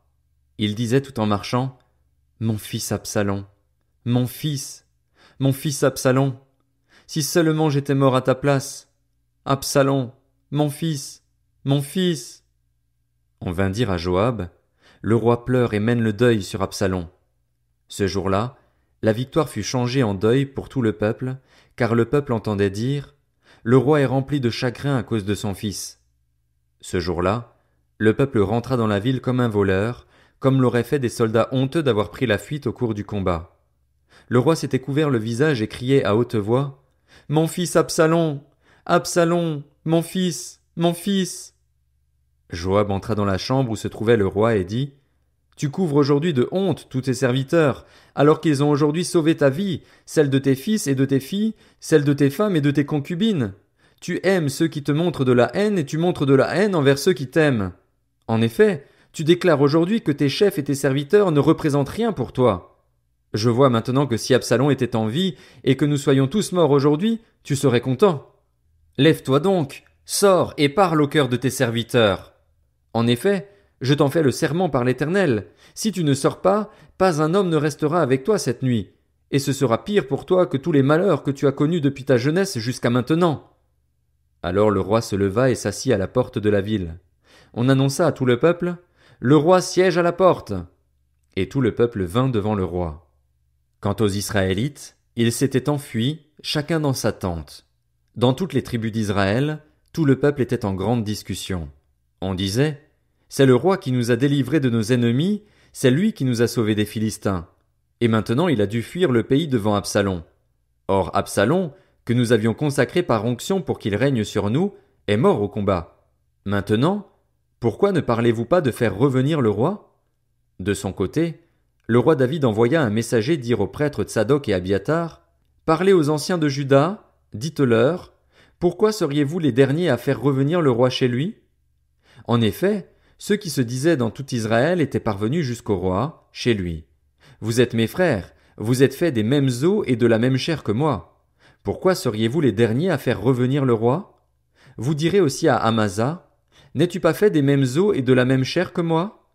Que Dieu me traite avec la plus grande sévérité, si tu ne deviens pas pour toujours chef de l'armée devant moi, à la place de Joab. David gagna le cœur de tous les Judéens comme s'ils n'avaient été qu'un seul homme, et ils firent dire au roi, reviens, toi ainsi que tous tes serviteurs. Le roi revint et il arriva jusqu'au Jourdain. Quant aux Judéens, ils s'étaient rendus à Gilgal pour aller à la rencontre du roi et lui faire passer le Jourdain. Shimei, fils de Guéra, le Benjaminite, qui était de Bakurim, s'empressa de descendre avec les Judéens à la rencontre du roi David. Il avait avec lui 1000 hommes de Benjamin, ainsi que Tsiba, le serviteur de la famille de Saül, avec ses 15 fils et ses 20 serviteurs. Ils se précipitèrent vers le Jourdain à la rencontre du roi. Le bateau destiné au transport de la famille du roi, et à ce qui lui paraissait bon, faisait la traversée. Au moment où le roi traversait le Jourdain, Shimei, le fils de Guéra, se prosterna devant lui et lui dit, « Que mon Seigneur ne tienne pas compte de ma faute, qu'il oublie la mauvaise conduite de ton serviteur le jour où mon Seigneur le roi a quitté Jérusalem, que le roi ne la prenne pas à cœur. En effet, moi ton serviteur, je reconnais que j'ai péché. Et aujourd'hui je suis le premier de toute la famille de Joseph à venir à la rencontre de mon Seigneur le roi. » Alors Abishai, fils de Tseruja, prit la parole. Il dit, « Shimei ne doit-il pas mourir pour avoir maudit celui que l'Éternel a désigné par onction ?» Mais David dit, « Qu'ai-je à faire avec vous, fils de Tseruja, et pourquoi êtes-vous aujourd'hui mes adversaires? Devrait-on faire mourir un homme en Israël aujourd'hui? N'ai-je donc pas la certitude que je règne aujourd'hui sur Israël? » Puis le roi dit à Shimei, « Tu ne mourras pas. » Et il lui en fit le serment. Méphibosheth, le petit-fils de Saül, descendit aussi à la rencontre du roi. Il n'avait pas soigné ses pieds, fait sa barbe ni lavé ses habits depuis le jour où le roi était parti jusqu'à celui où il revenait en paix. Lorsqu'il alla à la rencontre du roi à Jérusalem, celui-ci lui dit, « Pourquoi n'es-tu pas venu avec moi, Méphibosheth ?» Il répondit, « Roi mon seigneur, mon serviteur m'a trompé. » En effet, moi ton serviteur, qui suis estropié, j'avais dit, « Je vais faire seller mon âne, je le monterai et j'irai avec le roi. » Et lui, il m'a calomnié, moi ton serviteur, auprès de mon seigneur le roi. Mais mon seigneur le roi est comme un ange de Dieu. Fais ce qui te semblera bon. En effet, tous les membres de ma famille ne méritaient que la mort aux yeux de mon seigneur le roi. Pourtant, tu as accueilli ton serviteur parmi ceux qui mangent à ta table. Quel droit aurais-je encore de réclamer quoi que ce soit au roi? Le roi lui dit, à quoi bon toutes tes paroles? Je l'ai déclaré, Tsiba et toi, vous vous partagerez les terres. Méphibosheth dit au roi, il peut même tout prendre, puisque mon seigneur le roi est revenu en paix chez lui. Barzillai le Galaadite descendit de Roguélim et passa le Jourdain avec le roi pour l'accompagner de l'autre côté du fleuve. Barzillai était très vieux, il avait 80 ans. C'était lui qui avait pourvu à l'entretien du roi pendant son séjour à Mahanaïm. En effet, c'était un homme très riche. Le roi lui dit, « Viens avec moi, je pourvoirai à ton entretien chez moi à Jérusalem. » Mais Barzillai répondit au roi, « Combien d'années vivrai-je encore pour que je monte avec le roi à Jérusalem? Je suis aujourd'hui âgé de 80 ans. Suis-je capable de distinguer ce qui est bon et ce qui est mauvais? Ton serviteur peut-il savourer ce qu'il mange et boit? Puis-je encore entendre la voix des chanteurs et des chanteuses? Et pourquoi ton serviteur serait-il encore une charge pour mon seigneur le roi? Ton serviteur avancera juste un peu de l'autre côté du Jourdain avec le roi. Pourquoi, d'ailleurs, le roi m'accorderait-il ce bienfait? Laisse donc ton serviteur repartir chez lui. Que je meure dans ma ville, près du tombeau de mon père et de ma mère. Mais voici ton serviteur Kimham. Il accompagnera mon seigneur le roi. Fais pour lui ce qui te plaira. » Le roi dit, Kimham m'accompagnera donc, et je ferai pour lui ce qui te plaira. Tout ce que tu me demanderas, je le ferai pour toi. Quand tout le peuple et le roi eurent passé le Jourdain, le roi embrassa Barzilaï et le bénit. Barzilaï retourna alors chez lui. Le roi prit la direction de Gilgal, et Kimham l'accompagna. Tous les Judéens, ainsi que la moitié des Israélites, avaient fait traverser le Jourdain au roi. Mais tous les Israélites abordèrent le roi et lui dirent, Pourquoi nos frères de Juda t'ont-ils enlevé et ont-ils fait passer le Jourdain au roi, à sa famille et à tous les hommes de David? Tous les Judéens répondirent aux Israélites, C'est que nous sommes plus proches du roi. Pourquoi vous irritez de cela? Avons-nous vécu au crochet du roi? Nous a-t-il fait des cadeaux? Les Israélites répondirent aux Judéens, Le roi nous appartient 10 fois autant, David est même plus à nous qu'à vous. Pourquoi nous avez-vous traités avec mépris? N'avons-nous pas été les premiers à proposer de faire revenir notre roi? Et les Judéens parlèrent avec plus de dureté encore que les hommes d'Israël. 2 Samuel, chapitre 20. Il y avait là un méchant homme du nom de Shéba. C'était un fils de Bichri, un benjaminite.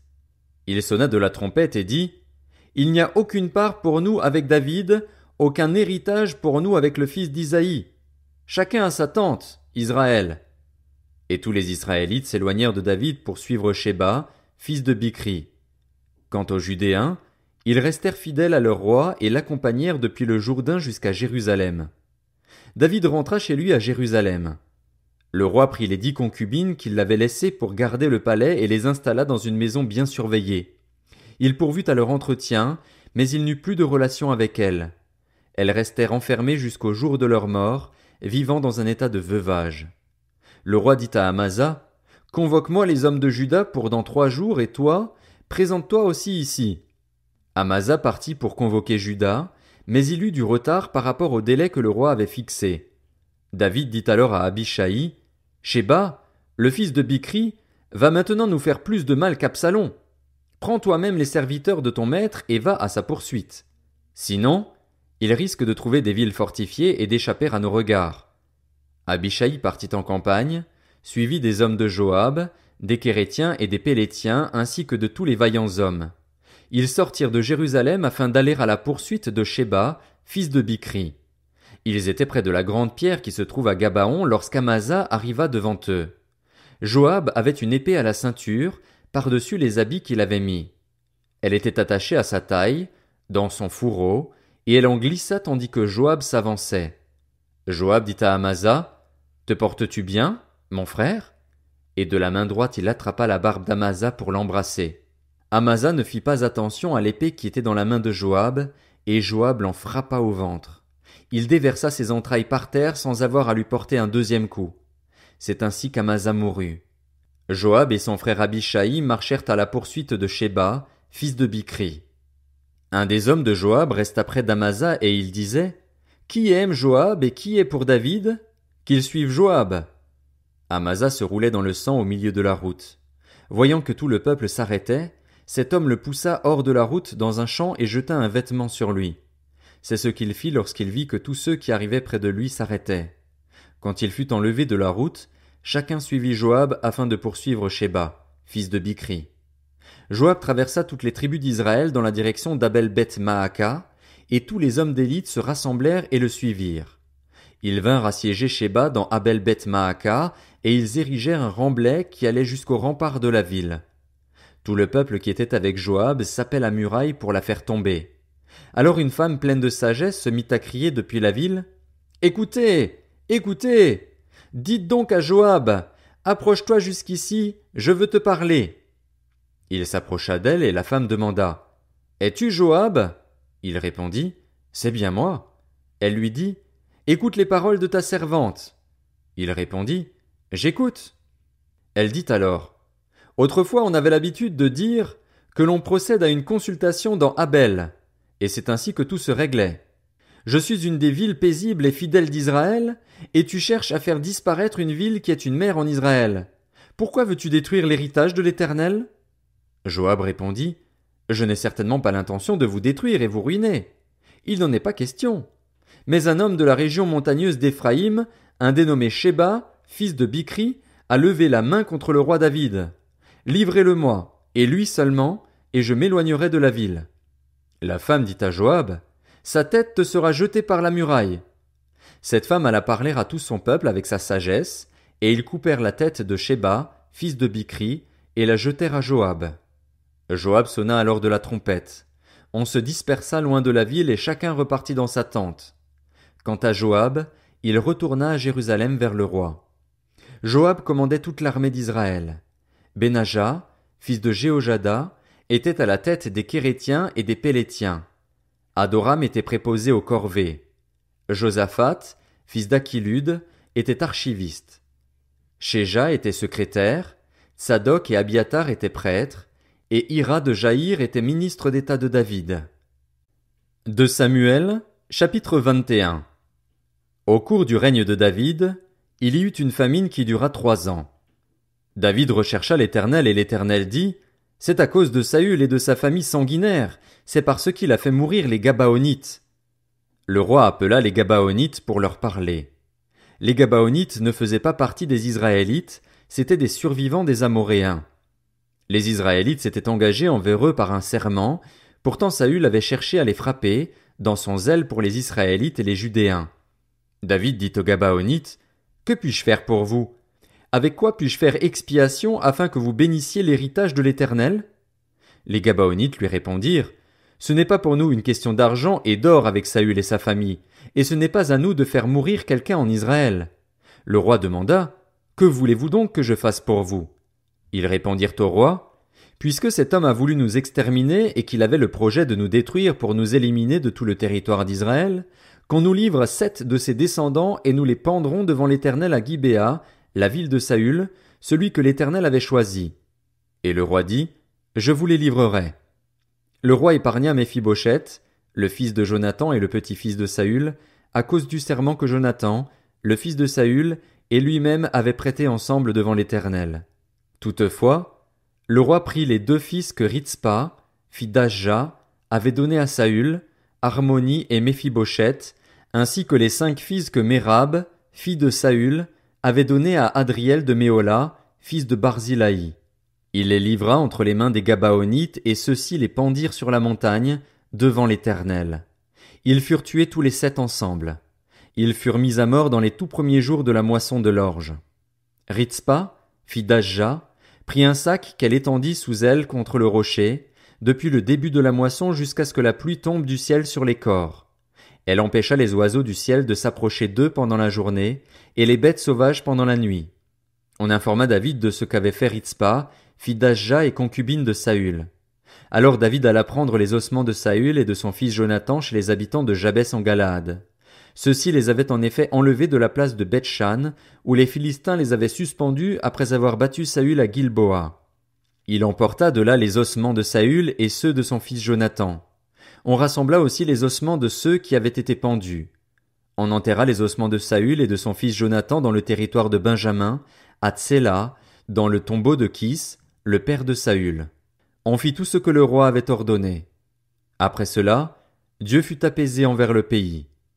Les Philistins firent encore la guerre à Israël. David descendit avec ses serviteurs et ils livrèrent combat contre les Philistins. David eut une défaillance, et Jishbi-Bénob, un descendant de Rapha, eut l'idée de le tuer. Il avait une lance en bronze qui pesait plus de 3 kilos et il était muni d'une épée neuve. Abishai, fils de Tseruja, vint au secours de David et frappa le Philistin à mort. Alors les hommes de David prêtèrent le serment suivant. Tu ne sortiras plus avec nous pour combattre, et ainsi tu ne risqueras pas d'éteindre la lampe d'Israël. Après cela, il y eut encore une bataille contre les Philistins à Gob. C'est alors que Sibécaï le Hushatite tua Saph, qui était un descendant de Rapha. Il y eut encore une bataille contre les Philistins à Gob. Elkanan, fils de Jaharé Orégim, originaire de Bethléem, y tua Goliath, un homme de Gath qui avait une lance dont le bois avait la grosseur d'un cylindre de métier à tisser. Il y eut encore une bataille à Gath. Il s'y trouva un homme de haute taille, qui avait 6 doigts à chaque main et à chaque pied, 24 en tout, et qui était aussi un descendant de Rapha. Il lança un défi à Israël, et Jonathan, fils de Shiméa, le frère de David, le tua. Ces 4 hommes étaient des descendants de Rapha qui habitaient à Gath. Ils tombèrent sous les coups de David et de ses serviteurs. 2 Samuel, chapitre 22. David adressa les paroles de ce chant à l'Éternel après qu'il l'eut délivré de tous ses ennemis et de Saül. Il dit: L'Éternel est mon berger, ma forteresse, mon libérateur. Dieu est mon rocher où je trouve un abri, mon bouclier et la force qui me sauve, mon rempart et mon refuge. Mon sauveur, tu me garantis de la violence. Loué soit l'Éternel. Je crie à lui et je suis délivré de mes ennemis. Oui, les flots de la mort m'avaient enserré, et les torrents dévastateurs m'avaient épouvanté. Les liens du séjour des morts m'avaient entouré, les pièges de la mort m'avaient surpris.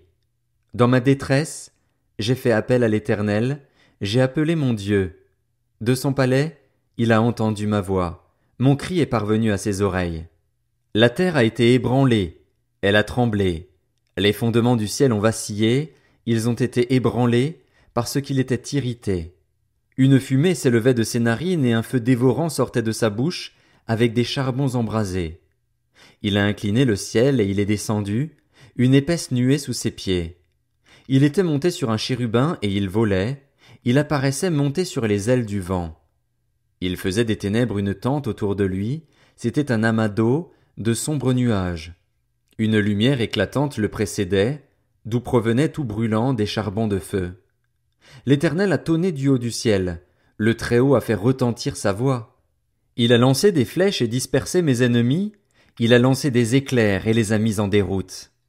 Le fond de la mer est apparu, les fondements du monde ont été découverts à la menace de l'Éternel, au souffle de ses narines. Il est intervenu d'en haut, il m'a pris, il m'a retiré des grandes eaux. Il m'a délivré de mon adversaire puissant, de mes ennemis qui étaient plus forts que moi. Il m'avait surpris lorsque j'étais dans la détresse, mais l'Éternel a été mon appui. Il m'a mis au large, il m'a sauvé, parce qu'il m'aime. L'Éternel m'a récompensé de ma justice. Il m'a traité conformément à la pureté de mes mains, car j'ai suivi les voies de l'Éternel et je n'ai pas été coupable envers mon Dieu. Toutes ses règles ont été devant moi et je ne me suis pas écarté de ses prescriptions. J'ai été intègre envers lui et je me suis tenu en garde contre mon péché. Alors l'Éternel m'a traité conformément à ma justice, à la pureté qu'il a vue chez moi. Avec celui qui est fidèle, tu te montres fidèle, avec l'homme intègre, tu agis avec intégrité, avec celui qui est pur, tu te montres pur, et avec l'homme faux, tu te montres habile. Tu sauves le peuple qui s'humilie, et tu abaisses ton regard sur les orgueilleux. Oui, tu es ma lumière, Éternel. L'Éternel éclaire mes ténèbres. Avec toi je me précipite sur une troupe tout armée, avec mon Dieu je franchis une muraille. Les voies de Dieu sont droites, la parole de l'Éternel est pure. Il est un bouclier pour tous ceux qui se confient en lui. Qui est Dieu en dehors de l'Éternel, et qui est un rocher, sinon notre Dieu? C'est Dieu qui est ma puissante forteresse et qui me conduit dans une voie droite. Il rend mes pieds aussi agiles que ceux des biches, et il me fait tenir debout sur les hauteurs. Il exerce mes mains au combat et mes bras tendent l'arc en bronze. Tu me donnes le bouclier de ton salut, et je deviens grand par ta bonté. Tu élargis le chemin sous mes pas, et mes pieds ne trébuchent pas. Je poursuis mes ennemis et je les détruis, je ne reviens pas avant de les avoir exterminés. Je les frappe, je les brise, et ils ne se relèvent plus, ils tombent sous mes pieds. Tu me donnes de la force pour le combat, tu fais plier sous moi mes adversaires. Tu mets mes ennemis en fuite devant moi, et je réduis au silence ceux qui me détestent. Ils regardent autour d'eux, et personne pour les sauver. Ils crient à l'Éternel, et il ne leur répond pas. Je les réduis en miettes, je les rends pareils à la poussière de la terre, je les écrase, je les piétine comme la boue des rues. Tu me délivres des révoltes de mon peuple. Tu me gardes à la tête des nations, un peuple que je ne connaissais pas mais soumis. Les étrangers me flattent, ils m'obéissent au premier ordre. Les étrangers perdent courage, ils sortent en tremblant de leur forteresse. L'Éternel est vivant, béni soit mon rocher, que l'on dise la grandeur de Dieu, le rocher de mon salut. C'est le Dieu qui m'accorde la vengeance, qui m'asservit les peuples, qui me fait échapper à mes ennemis. Tu m'élèves au-dessus de mes adversaires, tu me sauves de l'homme violent. C'est pourquoi je te louerai parmi les nations, Éternel, et je chanterai à la gloire de ton nom. Il accorde de grandes délivrances à son roi, il agit avec bonté envers celui qu'il a désigné par onction, envers David et sa descendance, pour toujours. 2 Samuel, Chapitre 23. Voici les dernières paroles de David. Déclaration de David, fils d'Isaïe, déclaration de l'homme haut placé, de celui que le Dieu de Jacob a désigné par onction, du doux musicien d'Israël. L'Esprit de l'Éternel parle par moi, et c'est sa parole qui est sur ma langue. Le Dieu d'Israël a parlé, le rocher d'Israël m'a dit, celui qui règne parmi les hommes avec justice, celui qui règne dans la crainte de Dieu, est pareil à la lumière du matin quand le soleil brille et que la matinée est sans nuages. Après la pluie, ses rayons font sortir de terre la verdure. Il en va de même pour ma famille devant Dieu, puisqu'il a conclu une alliance éternelle avec moi, en tout point bien réglée et bien gardée. Il fera pousser tout mon salut et tous mes désirs. Les méchants, eux, sont tous comme des ronces dont on se débarrasse et que l'on ne prend pas avec la main. Celui qui les touche s'arme d'un outil en fer ou du bois d'une lance, et on les brûle au feu sur place. Voici le nom des vaillants hommes qui étaient au service de David. Josheb Bathshébet, le Tachkémonite, était le chef des officiers. Il était aussi appelé Adino l'Eznite, et il fit 800 victimes en une seule fois. Après lui figurait Éléazar, fils de Dodo et petit-fils d'un Nakoshite. Il était l'un des 3 guerriers qui, avec David, défièrent les Philistins rassemblés pour combattre, tandis que les Israélites se retiraient sur les hauteurs. Il se leva et frappa les Philistins jusqu'à ce que sa main soit fatiguée et reste collée à son épée. L'Éternel accomplit une grande délivrance ce jour-là. Le peuple ne revint après Éléazar que pour procéder au pillage. Après lui venait Shamma, fils d'Agé, originaire d'Arar. Les Philistins s'étaient rassemblés à Léchi. Il y avait là une parcelle de terre remplie de lentilles et le peuple avait pris la fuite devant les Philistins. Shamma se posta au milieu du champ et le protégea. Il battit les Philistins et l'Éternel accomplit une grande délivrance. 3 des 30 chefs descendirent vers David à l'époque de la moisson. Ils se trouvaient dans la grotte d'Adulam et une troupe de Philistins campait dans la vallée des Réphaïm. David était alors dans la forteresse et il y avait une garnison de Philistins à Bethléem. Pris d'un soudain désir, David demanda: qui me fera boire de l'eau de la citerne qui se trouve à la porte de Bethléem? Alors ces 3 vaillants hommes pénétrèrent de force dans le camp des Philistins et puisèrent de l'eau dans la citerne qui se trouve à la porte de Bethléem. Puis ils l'apportèrent et la présentèrent à David, mais il refusa de la boire et il la versa comme une offrande à l'Éternel. Il dit: certainement, Éternel, je ne vais pas faire cela. Pourrais-je boire le sang de ces hommes qui sont partis au péril de leur vie? Et il refusa de la boire. Voilà ce que firent ces 3 vaillants hommes. Abishai, le frère de Joab et le fils de Tseruja, était le chef des 3. Il brandit sa lance sur 300 hommes et les tua. Il eut une grande réputation parmi les 3. Il était le plus considéré des 3 et il fut leur chef, mais il n'égala pas les 3 premiers. Benaja, le fils de Jéhojada, qui était un homme vaillant de Capstil, fut célèbre par ses exploits. C'est lui qui frappa les 2 héros de Moab. Il descendit au milieu d'une citerne et il y frappa un lion un jour de neige. Il frappa un Égyptien de belle allure qui tenait une lance à la main. Il descendit contre l'Égyptien avec un bâton, arracha la lance de sa main et s'en servit pour le tuer. Voilà ce que fit Benaja, fils de Jéhojada. Il eut une grande réputation parmi les 3 vaillants hommes. Il était le plus considéré des 30, mais il n'égala pas les 3 premiers. David l'admit dans sa garde personnelle. Parmi les 30 figurait aussi Asaël, le frère de Joab. Elkanan, fils de Dodo, originaire de Bethléem. Shamma et Élika, tous 2 originaires de Harod. Héletz, originaire de Pélet. Ira, fils d'Ikesh, originaire de Tekoa. Abiézer, originaire d'Anatoth. Mebunaï, originaire de Husha. Tsalmon, originaire d'Akoar. Maharaï, originaire de Netopha. Éleb, fils de Baana, lui aussi originaire de Netopha. Itaï, fils de Ribaï, originaire de Gibéa, la ville des Benjaminites. Benaja, originaire de Pirathon. Idaï, originaire de Nakalegash. Abi-Albon, originaire d'Araba. Azmavet, originaire de Barkoum. Eliashba, originaire de Chalbon. Bénéjachen, Jonathan. Shamma, originaire d'Arar. Akiam, fils de Charar, originaire d'Arar. Éliphélet, fils d'Akashbaï, qui descendait d'un Maacassien. Éliam, le fils d'Akitophel, originaire de Gilo, Etzraï, originaire de Carmel, Paharaï, originaire d'Arab, Jigéal, fils de Nathan, originaire de Tsoba, Bani, originaire de Gad, Tsélek l'ammonite, Naharaï, originaire de Béhéroth, qui était le porteur d'armes de Joab, le fils de Tseruja, Ira et Gareb, originaires de Jéter, Uri le Hittite. En tout, ils étaient 37. 2 Samuel, chapitre 24. La colère de l'Éternel s'enflamma de nouveau contre Israël, et il excita David contre eux en disant: Vas-y, fais le dénombrement d'Israël et de Juda. Le roi dit à Joab, qui était le chef de l'armée et qui se trouvait près de lui: Parcours toutes les tribus d'Israël, depuis Dan jusqu'à Beër-Shéba. Qu'on fasse le dénombrement du peuple et que je sache ainsi combien il compte d'individus. Joab dit au roi: Que l'Éternel, ton Dieu, rende le peuple 100 fois plus nombreux et que mon seigneur le roi puisse le voir de ses yeux. Mais pourquoi mon seigneur le roi veut-il faire cela? Le roi persista dans l'ordre qu'il donnait à Joab et au chef de l'armée, et ils quittèrent le roi pour procéder au dénombrement du peuple d'Israël.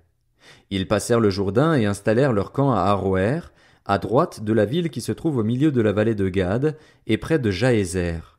Ils se rendirent en Galaad et dans la région de Tartim-Otchi. Ils se rendirent à Dan-Jaan et dans les environs de Sidon. Ils se rendirent à la forteresse de Tyr et dans toutes les villes des Héviens et des Cananéens. Ils terminèrent par le sud de Juda, à Beër-Shéba. Ils parcoururent ainsi tout le pays et ils revinrent à Jérusalem au bout de 9 mois et 20 jours. Joab remit au roi le résultat du dénombrement du peuple. Il y avait en Israël 800 000 hommes vaillants aptes au combat et 500 000 en Juda. David sentit son cœur battre lorsqu'il eut ainsi fait le dénombrement du peuple, et il dit à l'Éternel: J'ai commis un grand péché en agissant de cette manière. Maintenant, Éternel, veuille pardonner la faute de ton serviteur, car je me suis vraiment comporté de façon stupide. Le lendemain, quand David se leva, la parole de l'Éternel avait ainsi été adressée au prophète Gad, qui était le voyant de David. Va annoncer à David: Voici ce que dit l'Éternel. Je t'impose 3 fléaux. Choisis-en un, et c'est de lui que je te frapperai. Gad alla trouver David et l'informa en disant: Veux-tu cette année de famine dans ton pays? 3 mois de fuite devant tes ennemis lancés à ta poursuite, ou bien 3 jours de peste dans ton pays? Fais maintenant ton choix et vois ce que je dois répondre à celui qui m'envoie. David répondit à Gad: Je suis dans une grande angoisse. Il vaut mieux tomber entre les mains de l'Éternel, car ses compassions sont grandes. Je préfère ne pas tomber entre les mains des hommes. L'Éternel envoya la peste en Israël, depuis ce matin-là jusqu'au moment fixé. De Dan à Beër-Shéba, 70 000 hommes moururent parmi le peuple. L'ange tendait la main contre Jérusalem pour y semer la dévastation lorsque l'Éternel éprouva des regrets face à ce malheur. Il dit à l'ange chargé de détruire le peuple: Cela suffit, retire maintenant ta main. L'ange de l'Éternel se trouvait alors près de l'aire de battage d'Aravna le Jébusien. En voyant l'ange qui frappait parmi le peuple, David dit à l'Éternel: Regarde, c'est moi qui ai péché, c'est moi qui suis coupable. Mais ces brebis, qu'ont-elles fait? Porte donc la main contre moi et contre ma famille. Ce jour-là, Gad vint trouver David et lui dit: Monte à l'aire de battage d'Aravna le Jébusien et érige-y un autel en l'honneur de l'Éternel. David monta donc à l'aire, suivant la parole de Gad, conformément à ce que l'Éternel avait ordonné. Aravna regarda en bas, et il vit le roi et ses serviteurs se diriger vers lui. Il sortit alors de l'aire et se prosterna devant le roi, le visage contre terre. Aravna demanda: Pourquoi mon seigneur le roi vient-il me trouver, moi son serviteur? David répondit: C'est pour t'acheter ton aire de battage afin d'y construire un autel en l'honneur de l'Éternel. Ainsi, le fléau qui frappe le peuple pourra être arrêté.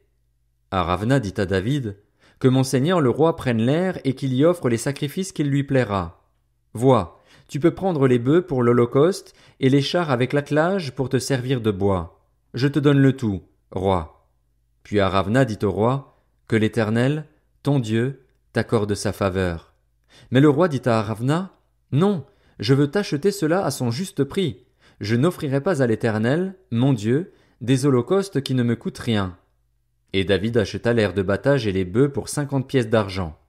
Il construisit là un autel en l'honneur de l'Éternel, et il y offrit des holocaustes et des sacrifices de communion. Alors l'Éternel se laissa fléchir en faveur du pays, et le fléau qui frappait Israël s'arrêta.